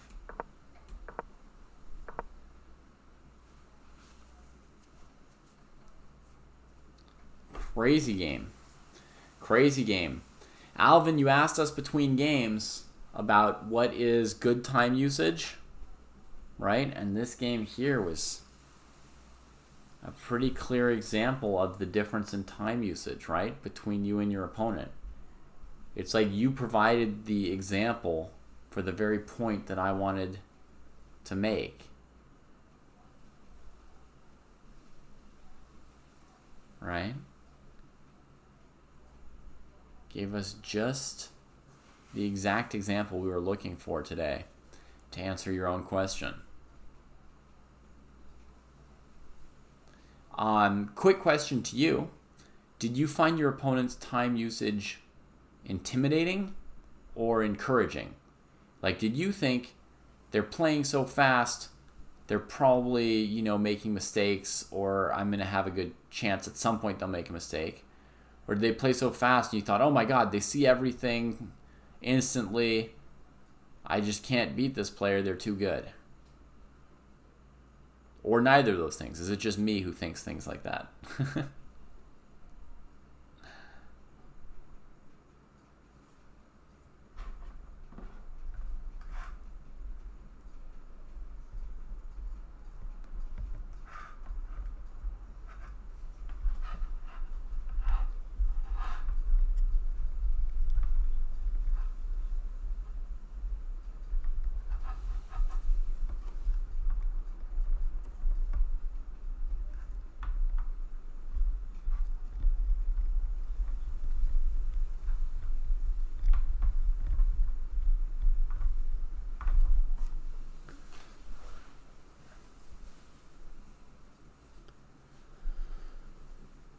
You thought that white was in prep in the opening because they were playing so fast, so that was intimidating, right? They played so quickly, it was like it was their opening prep, which it wasn't, we now can tell, right?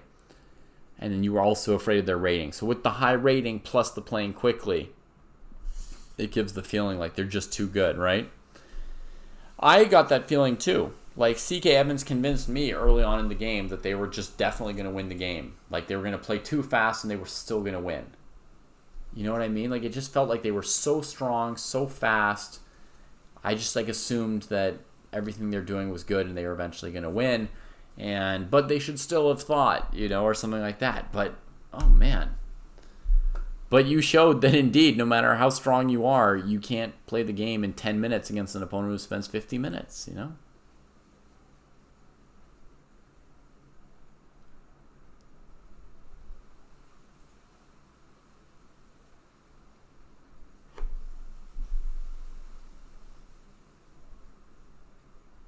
That sounds like a bad experience, Chris, to some extent.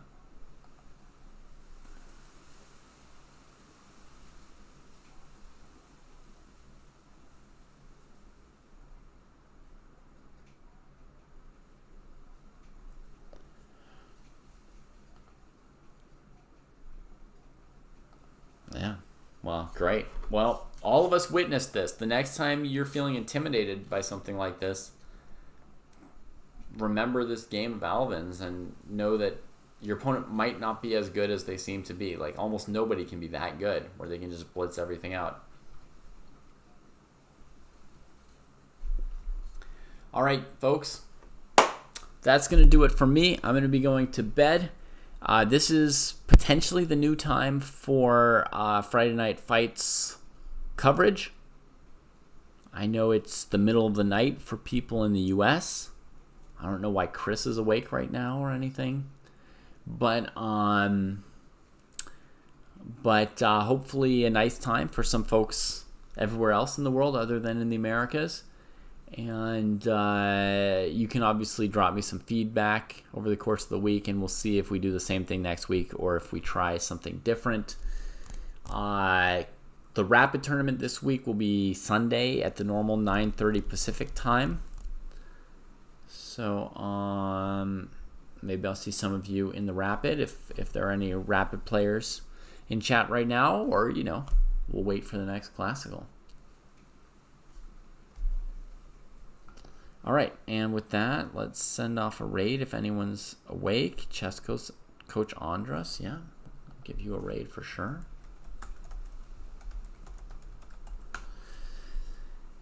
And yeah, take care, everybody. Thanks again to Alvin and CK Evans and everybody else who played for us today. IOE, JEOI, and Zach, etc. See you guys later.